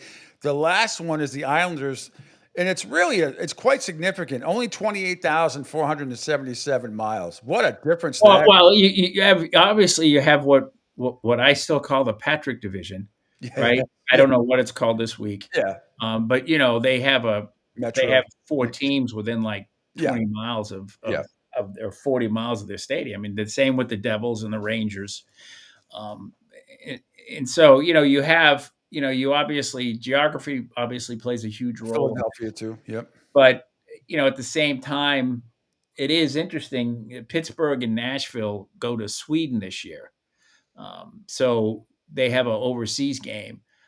So that adds to it. But it's funny, even with the Penguins and Predators going to Sweden, it's all these teams in the West that, do get jobbed thanks to geography. This Oilers trip in November is crazy. They go from Edmonton to Philadelphia to Columbus to Carolina to Buffalo to Washington to Tampa to Florida, and then go back to Edmonton. Oh. And it's a span of like 11 days. So that's a grind. That's a grind. And the first game back at home after a trip like that is usually a loss.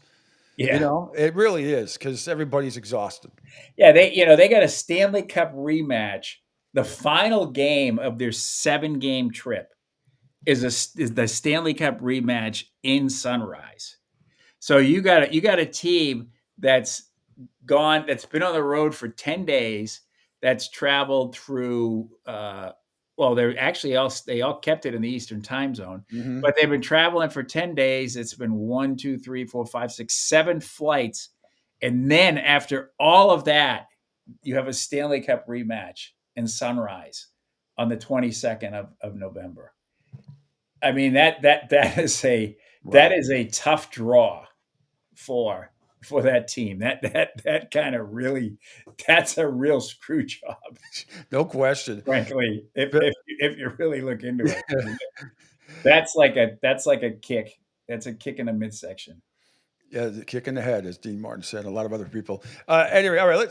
Last segment here about gambling. Let's get to some Week 1 college and NFL stuff.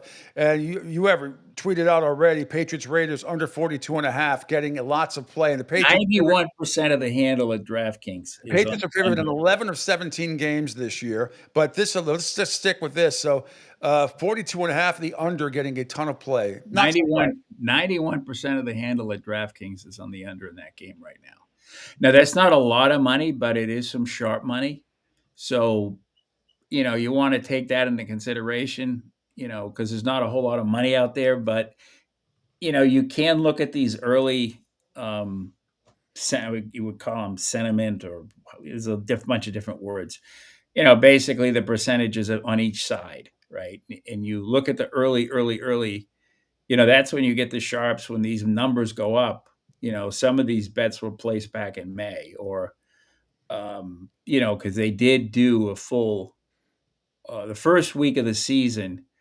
Now they have lines and totals and money lines on every game. So you can bet a point spread, you can bet a over under or a money line, and some basic props on all 272 NFL regular season games right now. They're all posted, every single one. So, that's sort of an opportunity, for people that look at, like, the Patriots Raiders 42.5 points. Like, if that game is played in week 8, that totals like 38. So that's why you're seeing so much sentiment on one side. And, I think when you're setting a number like that this early, you want to, there is a belief, at least with the Patriots, that, they're going to be able to score some points. And, the Raiders are going to suck. So, maybe it's 24-20 that gets you over. I don't know if the Raiders can score 20 points, but I'm just, for these early numbers, there is some value. I believe there's value. They don't get everything right. And you always obviously want to look at underdogs that might be underpriced in some of these lines, where teams are like 7+7, and Mhm. they really shouldn't be. Yeah. They might move up to +3 or +2.5 or something. Because that way you can look for situations where you can hedge, right? If you see something that looks weird now, that looks kind of weighted on one way or the other, take the sort of the wrong side, and then hopefully it corrects, and then you can maybe try to get a variance in the middle where you could try to hedge it, and look for a line that's moved 3 points, and you just try to middle it and see what happens. So there's some there's numbers out there to look at for the NFL and for college. Colleges, it's mainly spreads and money lines. There's not a lot of college totals yet. um, I just think with college football in general, I would say you got a lot of new offenses, right? You had so many people in the transfer portal. Defense, all you got to do is follow the ball and run and tackle. Offense, you're going to see a lot of struggling, a lot of mistakes early. I would just sort of lean on the under in a lot of early college games this year, because teams are going to kind of, you got offensive lines that have never played together. You got quarterbacks and coaches and new schemes. Defense is a lot easier. Yeah. Run, react, tackle. So I would, as that would be my general advice, sort of lean toward the under, at least early in the college season. But there is value in some of these NFL lines. And yeah, I mean, 91%, even on a small amount, is a lot of money. So I think somebody in Vegas thinks that maybe the Patriots might have some offense this year. Bill, you the man. Thanks so much. Always enjoyed the conversation, and all the best. And Bill Sparrows from the Boston Herald, great columnist there, and also senior betting analyst from Bookies.com. Thanks, Bill, so much. Enjoy your weekend. We'll talk next week. Okay. Bye. All right, just like that, from one great guest to another.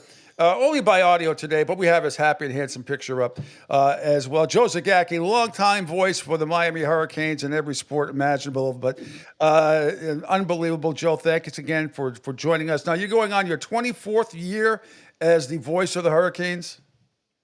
Year 24, Pete, is the voice of the Hurricanes, and in this crazy business of radio, I will start my 46th year being in radio. So, been around a little while. Time flies when you're having fun. I thought I was. This is my 39th year, but you got me being it rightly. But God, to stay with an organization for that long, in all sports, and like I said yesterday, if they had a hockey team, you'd be doing that too. By the way, why don't they have a hockey team? But you must. I mean, you have to really, really love what you do. The traveling.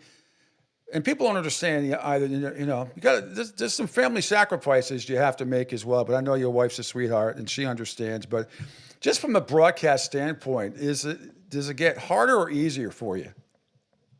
Well, I'm getting older, so I think it gets harder.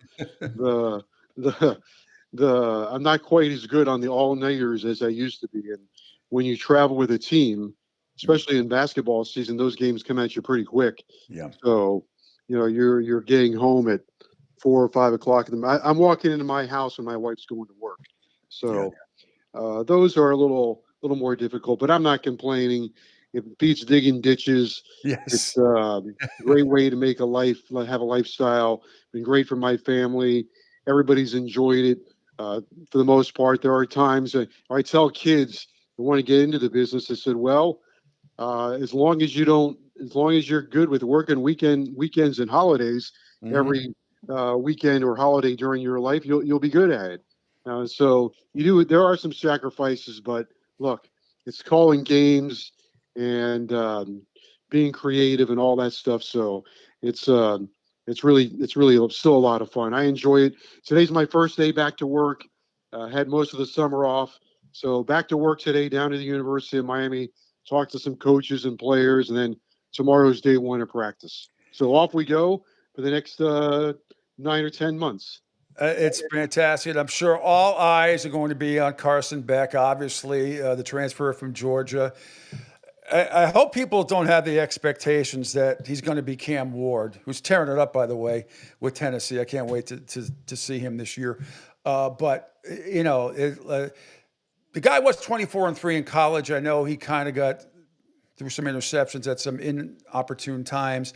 What are your expectations of Carson Beck, Joe, going into the season before? Well, to be honest with you, my expectations of Carson Beck are for that position not to have a substantial drop off from Cam Ward. Ward was electric, should have won the Heisman, obviously, to me, obviously the number one pick in the draft.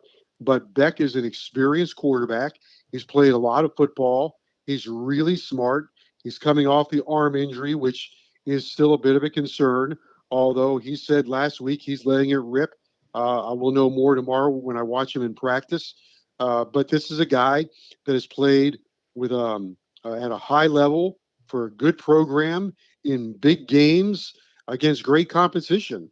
So I expect him to give the University of Miami an A+ performance. And really, what Beck, all he really has to do is look at Cam Ward and say, Cam Ward invested 6 months of his life into the University of Miami, and it changed his entire life.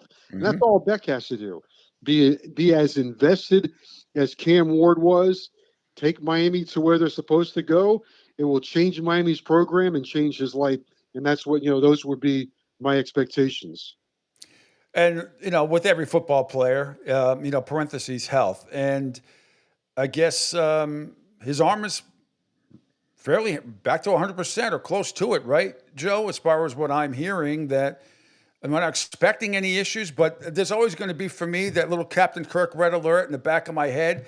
Let's see him get through, at least the first few days of practice, and hopefully all will be well. I think it's impossible to answer what shape his arm is in. He says it's okay, so you can only go by that. I think he's been very honest and open about it. He seems to feel that he's in a good place with his arm. I thought his answers last week at ACC Media Days were insightful, that he said at the beginning he was very nervous about it, a little bit scared. And then as he progressed from a couple throws a day to a couple hundred throws a week to where he is today, where there is no limit, he's made a lot of progress.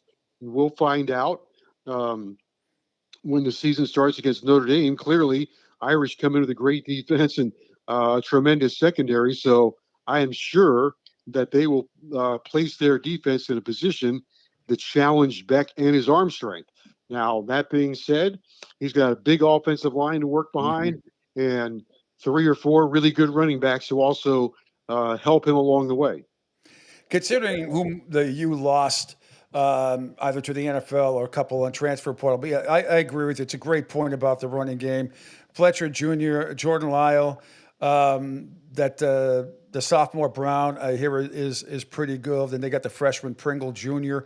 I'm not worried about this team's offense at all. I'm not expecting to put up the type of numbers last year that Cam Ward put up. I think they can do a fairly close job to it.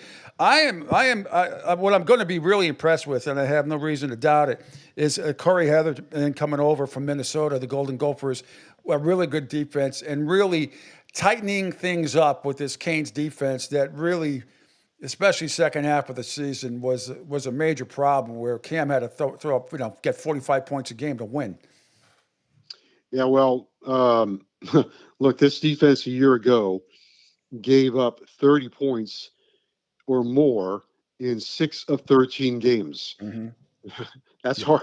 Yeah. You're not going to win. It's amazing they won as many games as they did with those numbers. Heatherman's defense at Minnesota last year in the Big Ten gave up 30 points one time, and it was to Iowa, which is a little bit bizarre. They're not one of the great offenses, but he only gave up 30 points one time. His defense in Minnesota was in the top 25 in every category. So I would suspect that Miami will take a leap defensively. One, because I think he has a really good understanding of how to coordinate a defense, has been in football for a long time, good track record with the people that he's coached with a disciple of Greg Schiano. So I think there's going to be a certain level of toughness, and I think there's going to be a defense that is well coordinated and well regimented under this guy. A year ago at Minnesota, they gave up less than 17 points a game. I found this number remarkable.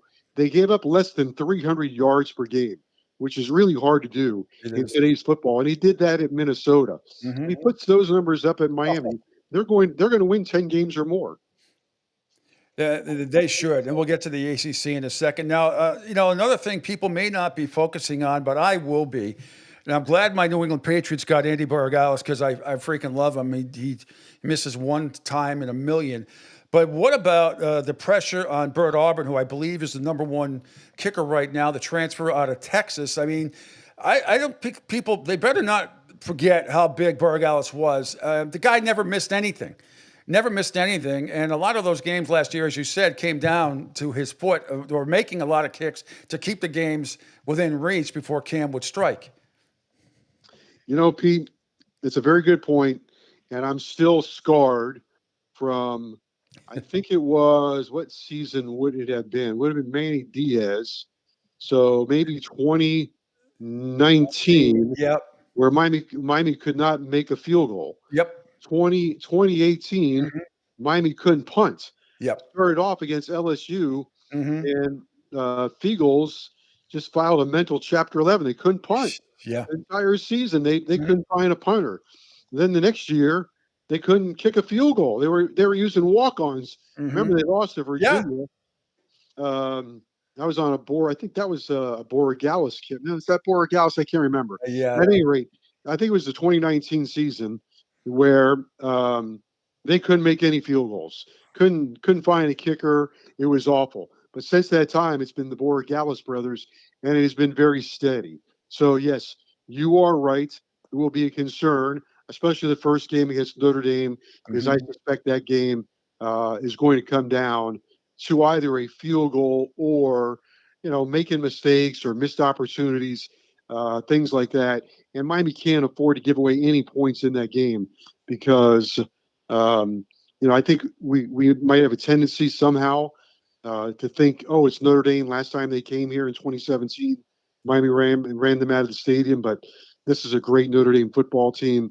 So every little point is going to matter in that game. So to your point, yes, that's a concern. No question. And Notre Dame, they get the quarterback coming over from Michigan. I mean, we don't know.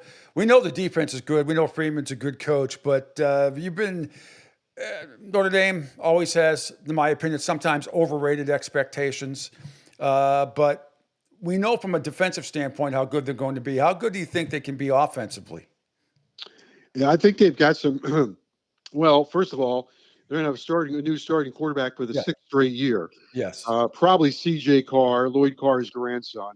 Yep. Who they say has great command of the offense and a really special talent.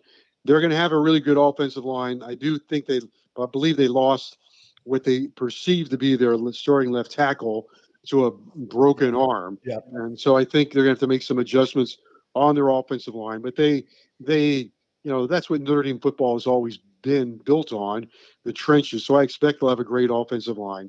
Jeremiah Love, one of the best running backs in the country, great vision, can hit the home run. I think the game is, going in can be pretty simple for Notre Dame. They're going to have the new quarterback. Miami's got the new defense. Notre Dame's strength is run the ball. Miami couldn't stop the run at all last year. To me, it's pretty simple. C.J. Carr, protect the ball, give it to Jeremiah Love, and then when you need to make a throw, find Jaden Greathouse. That kid is a wonderful receiver, made some great catches in the championship game, great catches against Penn State. And then they brought in a transfer from Virginia who drove Miami crazy a couple of years ago. So I think they'll have a better passing game. But between Greathouse and Love and their offensive line, to me, that's where Notre Dame is going to put the game. I agree. And it's going to be interesting. Like I said, you brought up some great points about how the men in the defense. And I'm expecting a gigantic improvement, especially, as you said, stopping the run. I mean, you're not going to stop everything. But had they just made a stop here, a stop there last year, they would have been in the college football playoff. But A couple. Well, they needed 1 or 2 stops against Syracuse, and they would have been in the playoff. That To game me, is- that was one of the most devastating losses that the University of Miami's ever had. You had a 21-0 lead in a game of the ages and got outscored 35-7. And then, at the end of that game, not to revisit the misery, but the big second guess on whether or not to go for it or kick the field goal. Ultimately, whatever side you're on in that argument, there was one common denominator. They still needed a stop, one way or the other. Yep. They still needed to get a stop either to win the game, and they couldn't get a stop on the final drive. Couldn't get a stop the entire game for the most part. But when they needed it most, they didn't get it. No, you're right. That game made me physically ill. I mean, I didn't want to talk to anybody for like 3 days. I swear to God, it was. I agree with you. It was one of the. It was in a lot of ways worse than the Georgia Tech loss a couple of years ago. With the time and that kind of thing. In a lot of ways. But let's not dwell on the past. Now, from a broadcast standpoint, from a fan standpoint, are you glad this opening game against Notre Dame is at night and not at 3:30 in the afternoon? Because this crowd should be out of control, berserk. Hopefully everybody behaves themselves, have a lot of fun, but behave yourselves. I know what kind of crowds Miami Notre Dame draws. I've already seen the new T-shirts drawn up, Catholic versus convicts again and all that crap that's going to be out there.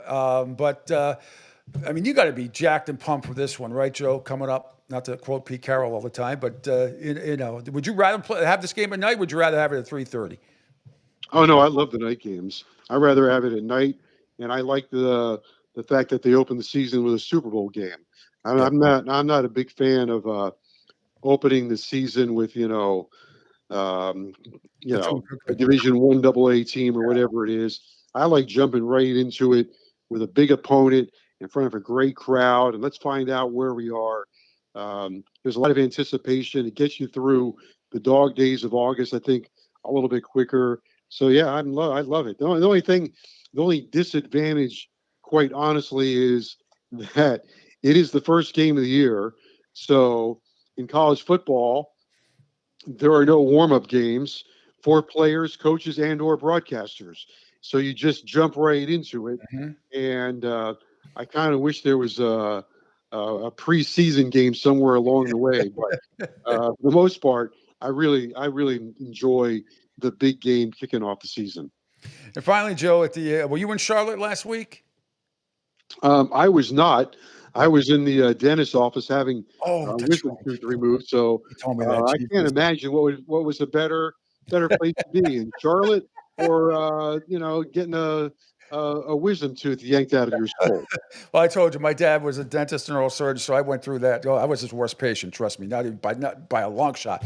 But getting back to the ACC, everybody's got Clemson on top with Miami right there, and then sort of SMU, maybe Louisville. I do think it's going to be. I'm going to be upset this year, but it's not Miami Clemson in the ACC championship game. Again, preamble if everybody stays reasonably healthy. But the ACC in general, how do you see the conference this year? Well, it seems to me that the top teams are Miami and Clemson, and they should be.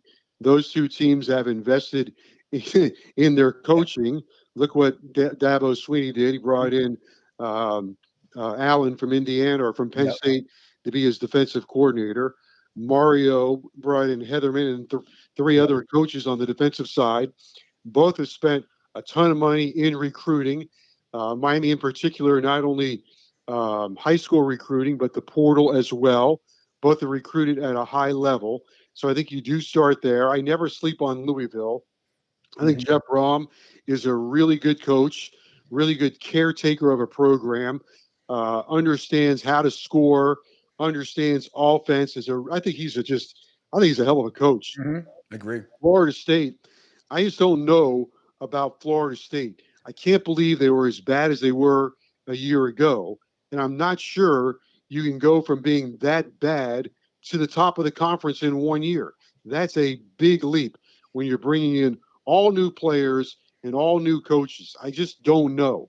But in today's world, anything is possible in college football. And those are the expectations in today's college football. It doesn't matter. You lose 10 games last year, go to the portal, get a whole bunch of new players, and the expectation is that you erase everything. So I would expect that Florida State would be very competitive. I just don't know. And then the wild card, and I think this is going to be, I would not be surprised if this goes off the tracks, and that is Belichick in North Carolina. I'm not 100% sure he's built for the college game.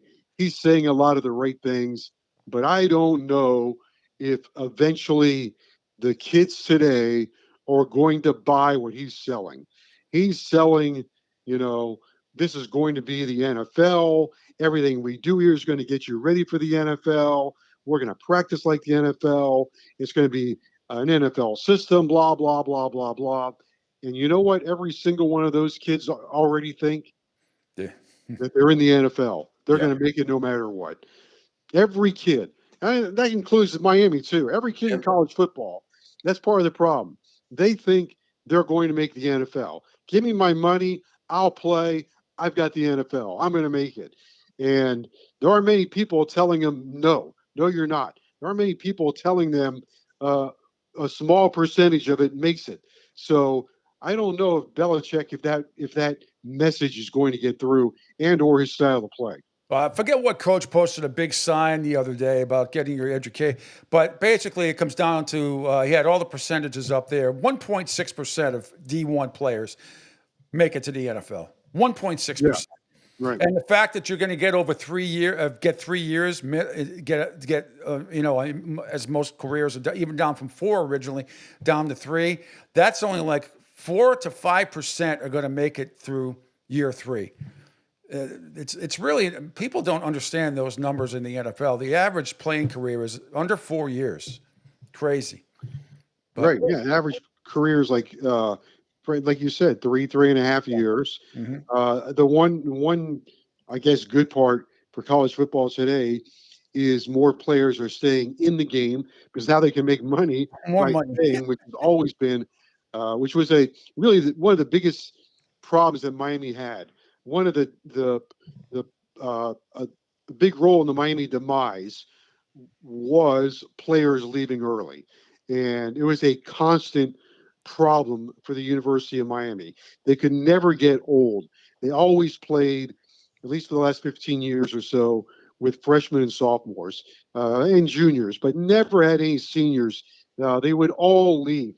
Even if you would tell the guys, hey, look, like the average age of an offensive lineman in the NFL is like 27, and you're 20, you get tossed around like a rag doll. It didn't matter to them. They all left for the money or whatever money they could get. Now, the opposite is true. Many are going to stay in college football, so your team will get older. And so despite the fact only 1% is going to make it to the NFL, maybe by staying in college, at the very least, they'll get a little more education. Joe, you're the best. Wishing you all the best, you and the crew, on the upcoming season. I'm going to be there, and my buddy Lou Sweet coming up on opening night. So I will try to get up to the press box, or at least bang on the window and say hello. All right, Pete. Always a pleasure. Appreciate it.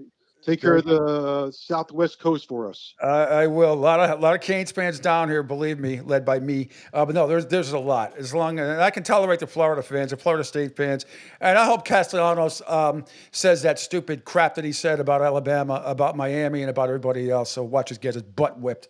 I can't wait. Anyway, we'll end on that. Yeah. Take care, my friend. We'll see you soon. Okay. All the best. Right, There he is. Joe Zagacki, legendary broadcaster for the University of Miami, going into his 24th season. All right, Angel, we're going to take a quick break before Matt Baker joins us. We'll talk some more college football with him, get his thoughts on what's going on with the Gators, DJ Lagaway a little bit banged up, and a whole lot more as he writes for The Athletic on a national basis now. Here on the Pete Sheppard Show on the Coastal Sports Network. Hi, folks. This is Gerard Moynihan of Moynihan Lumber, and I would like you to know that our company has been selling Anderson windows for over 60 years. See the complete line of Anderson windows at any of our 3 locations in North Reading, Beverly, or in Plastown, New Hampshire, or at MoynihanLumber.com. Hey everybody, it's Pete Sheppard from the Coastal Sports Network. Want to tell you about my good friend Lou DiMuzio and his company. Lou is the president and founder of Ace Technology Advisors. They're big-time tech specialists. At ATA, they're able to craft, implement, and manage the best and most appropriate solution for your business. They leverage their industry-leading experience and their portfolio of technology partners to improve your best practices and infrastructure. So you can get a hold of them at 888-599-4223. That's 888-599-4223. Check them out on their webpage, www.acetechadvisors.com. That's www.acetechadvisors.com. Or you can email them sales@acetechadvisors.com. Check out my friend Lou DiMuzio and Ace Technology Advisors. Right now, our country feels divided, but there's a place where people are coming together. I gotta tell you, I was nervous to talk to someone so different than me. Me too, but I'm glad we are. Love Has No Labels and One Small Step are helping people with different political views, beliefs, and life experiences come together through conversation, and it feels good. Wow, your story is so... Interesting? Yeah. When people actually sit down, talk, and listen to one another, they can break down boundaries and connect as human beings. At lovehasnolabels.com/onesmallstep, you can listen to amazing, life-changing conversations and find simple tools to start a conversation of your own. I know one thing. This conversation gives me hope. It gives me a lot of hope, too. Take a step toward bringing our country and your community together by having the courage to start a conversation at lovehasnolabels.com/onesmallstep.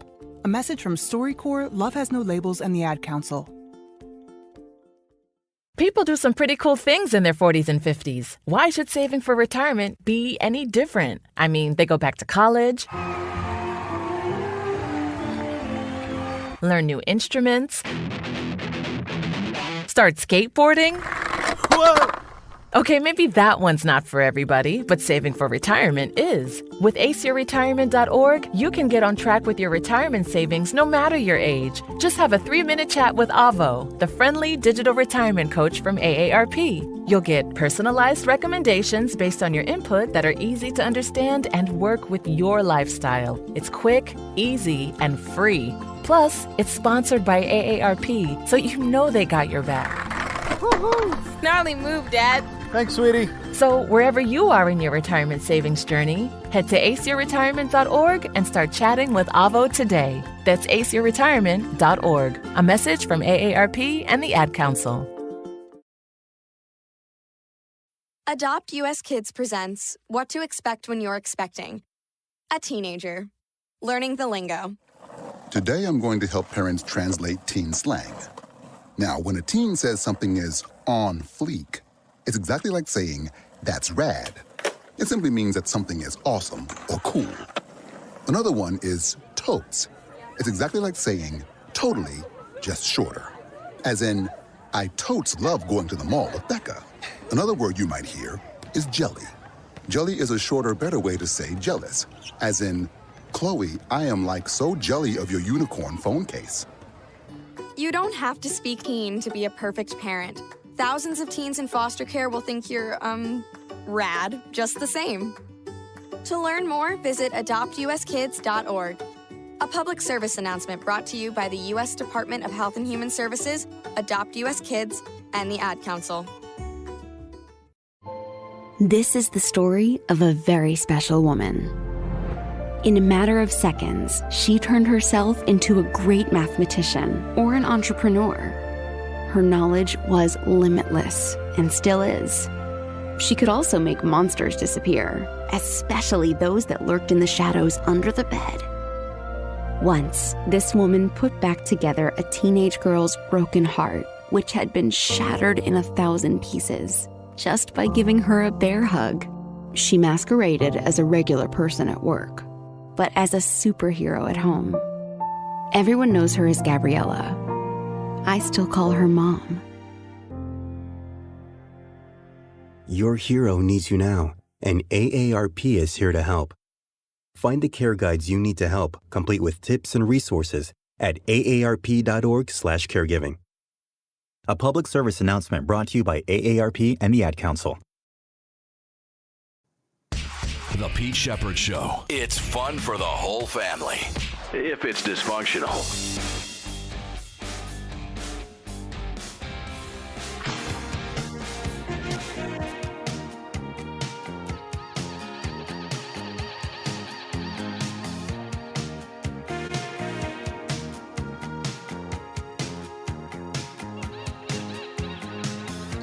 Welcome back. Hour number 3 of the Pete Sheppard Show here on the Coastal Sports Network. This is a very underrated video, by the way, just for shits and giggles. How's everybody doing this morning? Thanks for checking us out here on the Coastal Sports Network. Matt Baker, the Athletic, covers college football. Coming up next, big news coming out of the Florida Gators camp up in Gainesville. We'll get his thoughts on that, about DJ Lagway. But thanks for checking us out across the Coastal Sports Network here on... Following me on X, on Twitter at PShep326, on YouTube, Rumble, Kick, LinkedIn, CSN Florida, and so much more. A great sports app, as you see up there, SR1029, The Game. And you call or text the show, 727-858-6650. Right on cue, because he's a consummate professional. Matt Baker from The Athletic joining us. Matt, it's been a minute. Talked to you a couple times when I was over at ESPN Southwest Florida. But you're basically covering college football now, right? No more Bucks and any of that stuff, and you're doing an unbelievable job. I want to ask, do you miss it? I mean, I know you're happy with what you're doing now. Do you miss the NFL at all? No, I don't.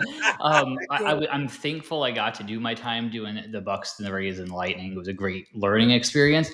But like college football has always been something that I love. You know, I always tell people I love college football more than everything, but my wife, my dog, and my son.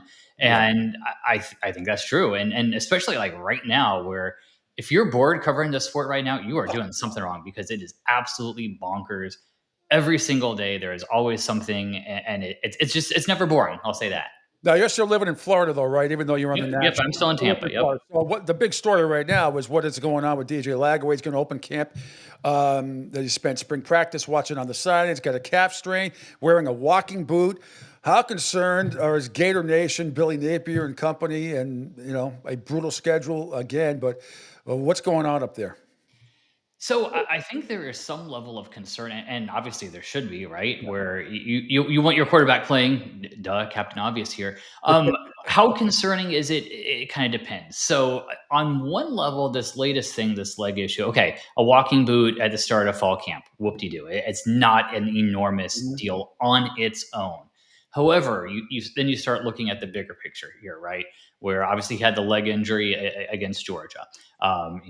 Whatever happened with his core, lots of rumblings about that. The shoulder that kept him out for his throwing shoulder, I should say, that kept him out for the spring. And now there's this. So my concern would be a couple things. One is if he hasn't been able, he didn't have spring, and now he's not going to have a part of fall.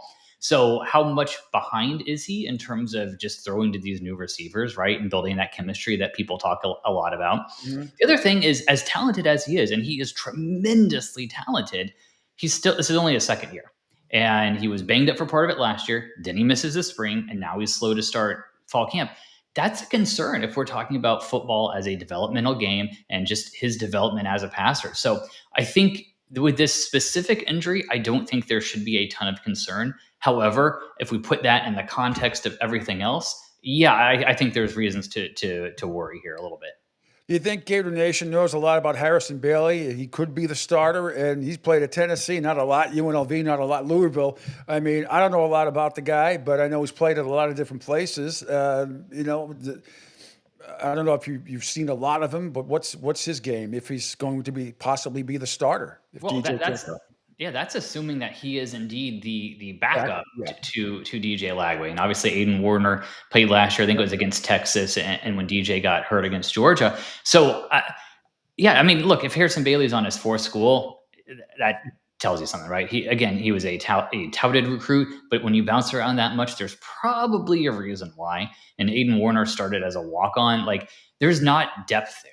And some of that you can say maybe that's Billy Napier's fault and the Gators' fault, but some of it is that's the nature of the beast right now.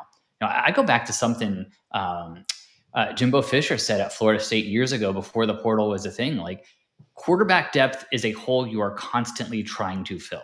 because especially now the way that people transfer, it's so hard to have a stock room where it just doesn't happen very much anymore. The Kyle Trask that we remember, right? Yeah. Those guys are very uncommon today. So some of it, maybe it's the Gators' fault. Some of it is the situation. But the fact is, if DJ Lagway is unable to play, these significant games this year, that's trouble. It just is.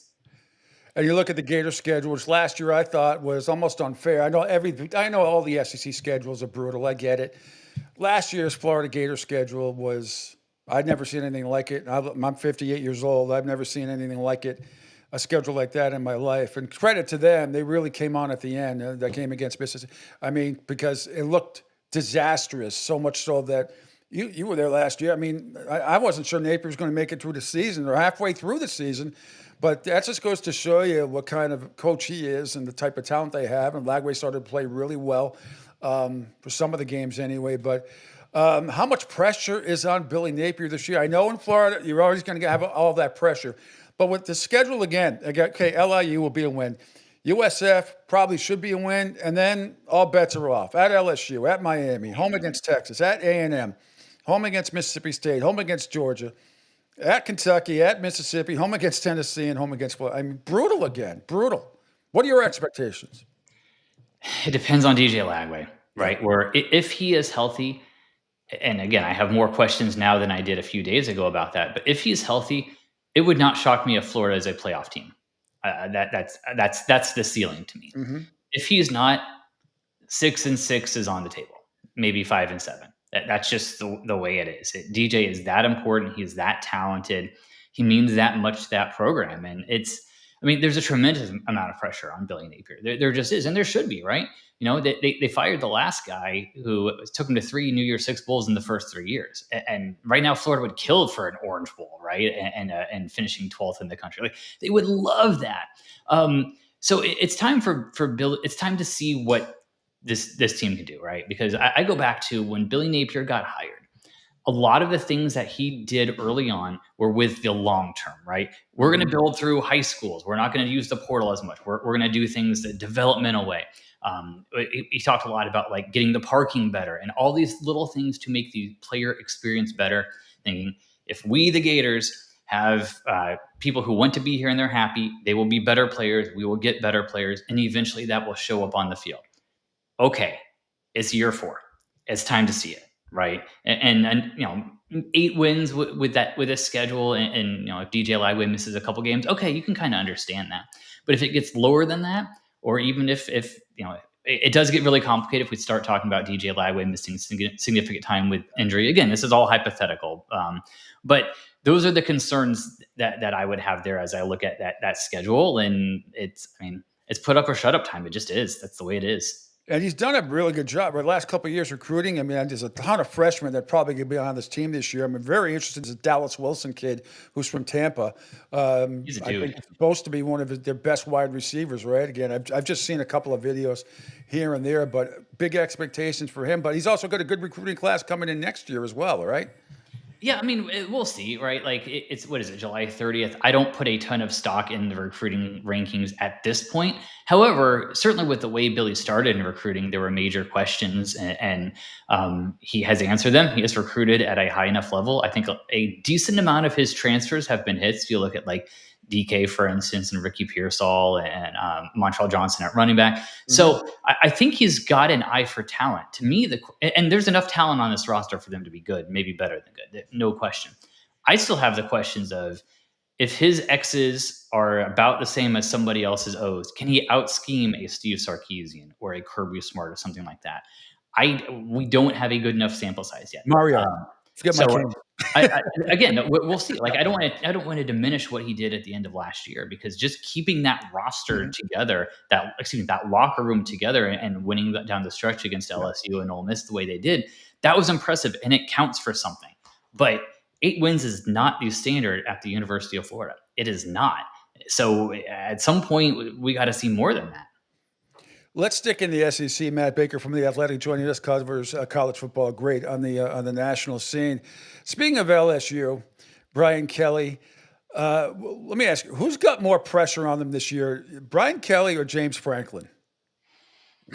Brian Kelly, because I think just look, James Franklin had a very good year last year, right? Yeah. They made the semifinal. We maybe they could have done more, but I think he probably hit the ceiling with that team. And if you look over James's career, I understand what it is, right? Where he has won the games he's supposed to win. He has not won the big games against the teams with equal or better talent. At some point at Penn State, you would think they'd get over that hump, and it should be this year with everything they have. But Brian Kelly to me is the answer, just because his job, it's absolutely reasonable to think his job could be in jeopardy if they miss the playoff. Because again, you have to look at it. The last three guys before him at LSU won national championships. Money is not the issue. They've done well in the portal with one of the top couple classes in the country.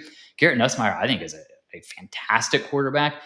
I don't know if he's the best in the SEC, but he's at least in that conversation and one of the best in the country.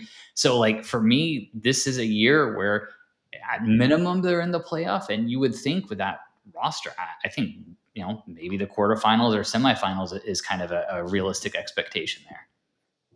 Yeah, and one thing I'll give Brian Kelly a lot for, not just because he's from New England like I am originally, but being on Finey's show, which he didn't get paid for every week, he was there, win, lose, or draw, answering all of Paul's questions and some of the fans' questions too. So I give him a lot of credit for that. But man, now normally, I mean, it's an interconference game. They're playing at Clemson, but how huge a game is that for LSU? Is it a bigger game for Clemson or bigger for LSU, you think? I think it's bigger for Clemson, although I don't feel great about it. Because, look, the way the playoff is now, in some ways it's a meaningless game, because if LSU wins the SEC, they're in the playoff. If they're number 2 in the SEC, they're still probably in the playoff. Same thing with Clemson. If they win the ACC, it doesn't matter. I think it's big for Clemson and whether they're back, right? Where you look from 2015 to 2019, thereabouts, I would say they were the best program in the country, ahead of Alabama, just when you look at what they did. Yeah. And it's been a minute since they've had that. But this is the year where the roster is set up for them to win really big right now. With Cade Klubnik coming back, the receivers coming back, and maybe their best receivers since some of the title teams. The defense should be nasty. You added Tom Allen at defensive coordinator. To me, it's set up for them to succeed. And given the relative weakness of the ACC, I think they need a big showing against LSU just to kind of show that, hey, we are a legitimate contender. Remember this come playoff selection time if we slip up once or twice.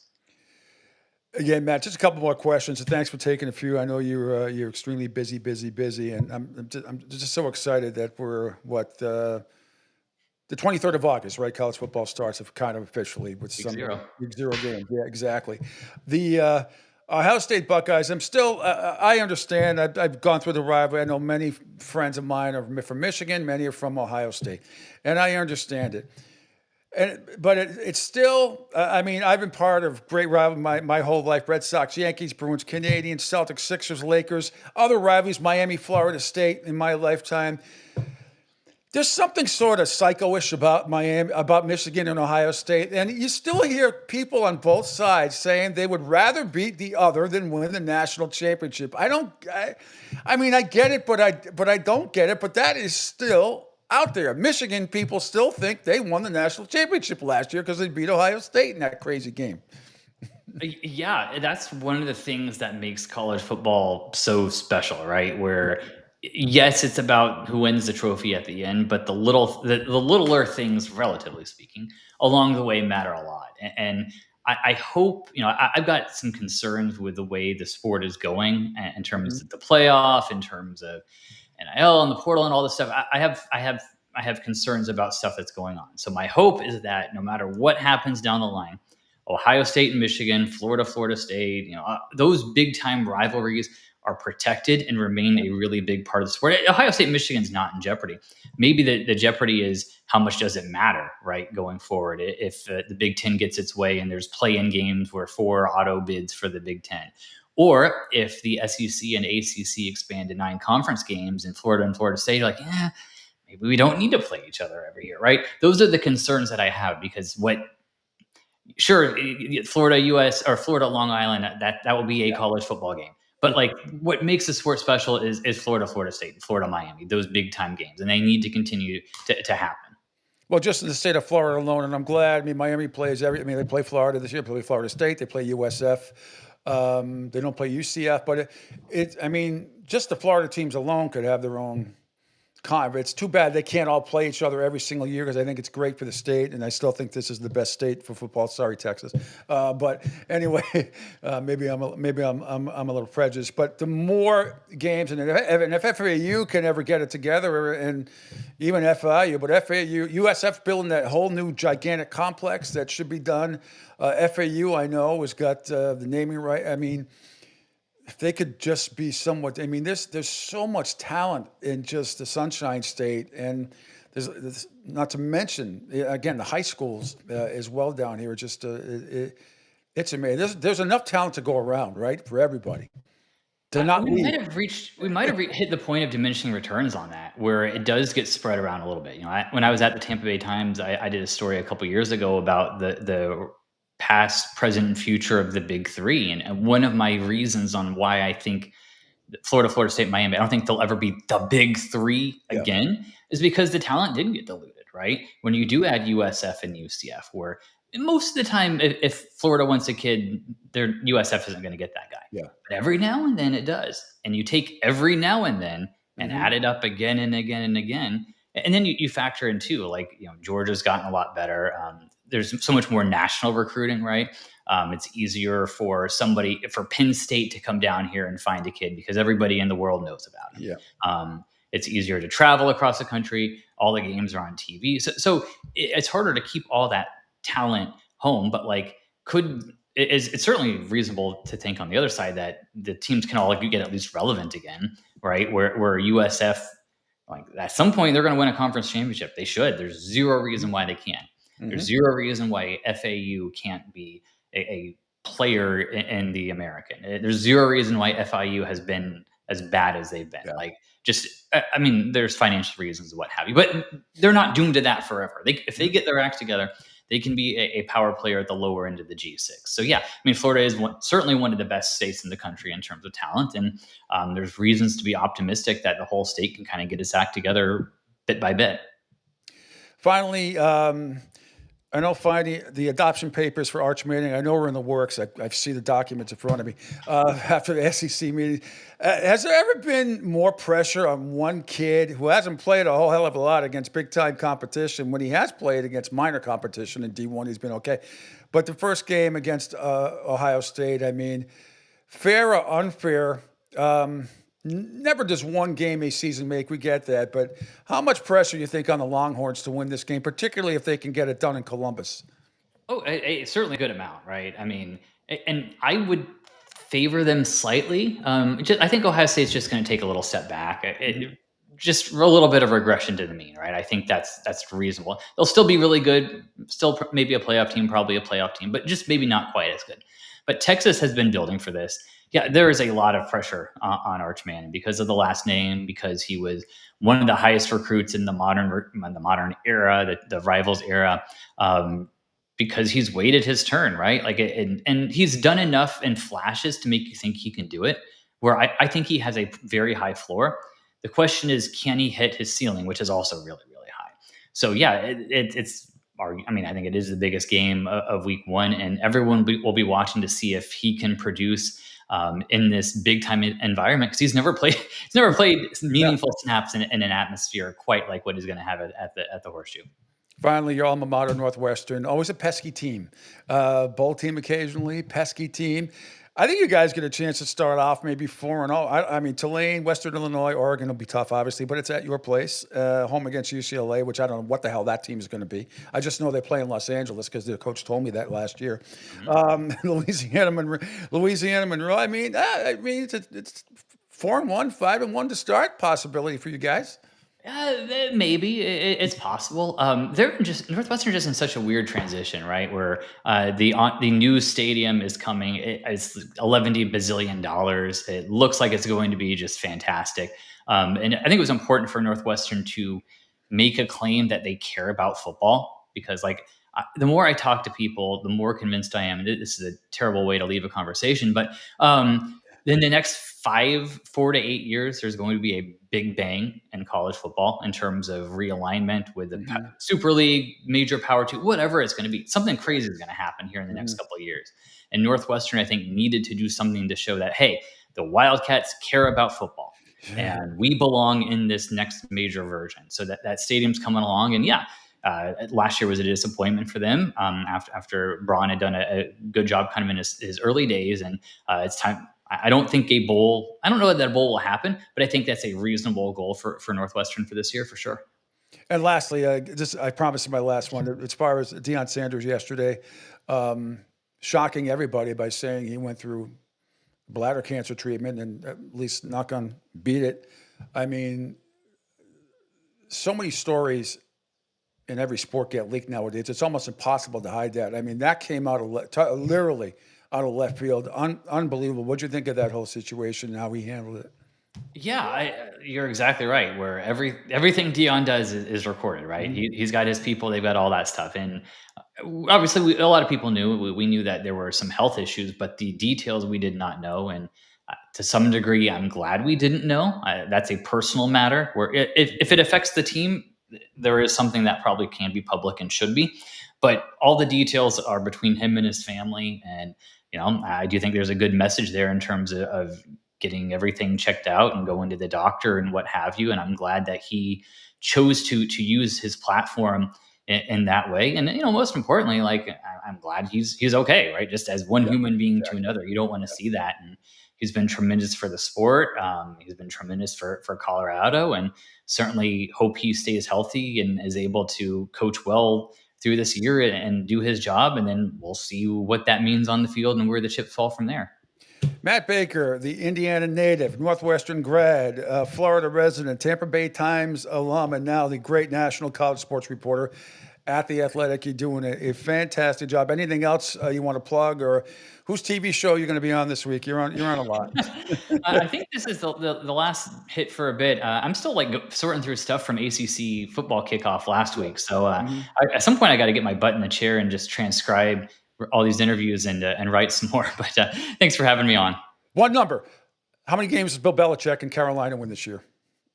8, because the schedule's garbage. Excellent. Thank you, Matt. And hopefully we get to do this again sooner rather than later. Thank you so much. You're the best. All the best to you in the season. All righty. There he is, just like that. Matt Baker from The Athletic. Nobody better. He is fantastic. He was great covering the Bucks back in the day. Angel, from the Tampa Bay Times up there, and he covered the Lightning as well. So, and other USF and other sports. So, that was good stuff. Great show today, man. Sure was. No, it's good. And The Athletic picked up someone really, really well-versed. So sometimes the local folks around here get it just a tad bit wrong. So let the money go. But it's good that he's covering college football. And you can hear the passion in his voice, too. Oh, yeah. He really loves it. And I mean, it's, some people hate the NFL. Some, I guess. No, he just loved college football more, and I understand that. I totally get it. And it was great. I mean, I hate to see DJ being a lead story because it is, because of what's going on with his calf, and he plays for a high-profile program like the Gators. But, it's good timing to have him on today as well. Just got lucky. He's a great guy. We'll definitely have him on again. All right, what's going up on the network today after this fine program? It is Wednesday, and so later on will be Beeves' show, Beeves World. That'll be at 6 p.m. tonight. Awesome. And then I do believe my Talking Hoops crew should be back this evening. I know they were off last week as well, so hopefully they'll be back talking hoops. And I'm quite sure they'll have a lot of WNBA talk and some of the stuff going on in the NBA, which has been kind of quiet, but it's okay. NBA, no one really talks about it during the offseason. By the way, I'm not going to show the video, but I meant to show it. I tweeted it out yesterday. Did you see what happened in the Phoenix or wherever the hell they were playing in the WNBA? No. Some young lady's hair wig fell off, right? So she goes holding her hair, running back to the locker room after she got hacked on the head with a valve or something like that, whatever it was. And some fan, I don't know if you know if it was a man or a woman, points and starts laughing, making fun of her. It's a fan. They had the person, they called this, it took like 3 minutes to get it done. They had someone go over to the ref, go over to the sideline, talk to someone in security, and you can hear the security, it's on my Twitter page, clearly say, that person was making fun of her hair, blah, blah, blah. They went over to the person and threw him out of the game.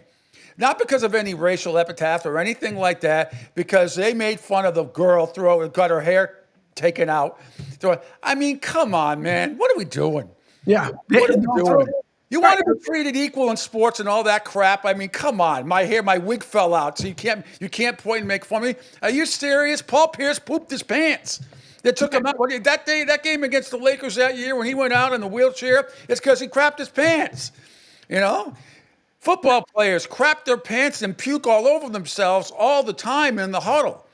You know, those aren't dirt stains you see on guys' asses when you look at these things. I mean, you know, look, your hair. Don't wear hair extensions then. Don't wear them. Yeah. And it's funny. What do you want? I mean, throw somebody out of the game because you point and laugh at a professional athlete? Right. It's the irony in it all where the girls are pulling each other down by their hair, by their face, the whole 9 yards, flagrant fouls. They hip check Caitlin Clark. It doesn't matter what they do to her. I mean, she might as well be a hockey player. Yeah. But it's okay. You're going to throw somebody out for making fun. How many people, and to this day, we still do the point and laugh because it's funny. That's what you end up doing. But now if you're getting ejected for pointing and laughing, I think the next game, everybody at that home stadium should just point and laugh just for whatever reason, and let's see if they clear out the whole time. It's just, you can't be that. You'll be a professional athlete. I don't care if you're a man or a woman. You cannot be that overly sensitive. Jesus. It's just, anyway. Got no use for it, to be honest with you. I hope they succeed, but I don't really give a shit because I know the numbers. It is what it is. I'm not watching, and they're not making any money. So good luck with that. I don't care how many new teams come in the league. That does not mean you generate profit. Generating revenue does not mean you generate profit. Nope. All right, that's going to do it. I'm off to Dallas. I'm going to go crash Jerry Jones' press conference. Maybe I'll run on the field half naked. I don't know. I'm going to do something while I'm down there, but. Anyway, thanks to all my great guests today. Matt Baker from the Athletic, Joe Zagacki, longtime play-by-play voice for the Miami Hurricanes, and Bill Spiros from the Boston Herald, and senior betting analyst from bookies.com. Angel, you're the best. I will be back on Monday. I know Sean McAdams is going to be with me, and we're going to talk a recap of everything that happened in the baseball trading, which the deadline is Thursday. But I'll be back on Monday at 7 a.m. I promise, Angel. Have a great show with Jay tonight. We'll talk Monday at 7 a.m. Bye-bye.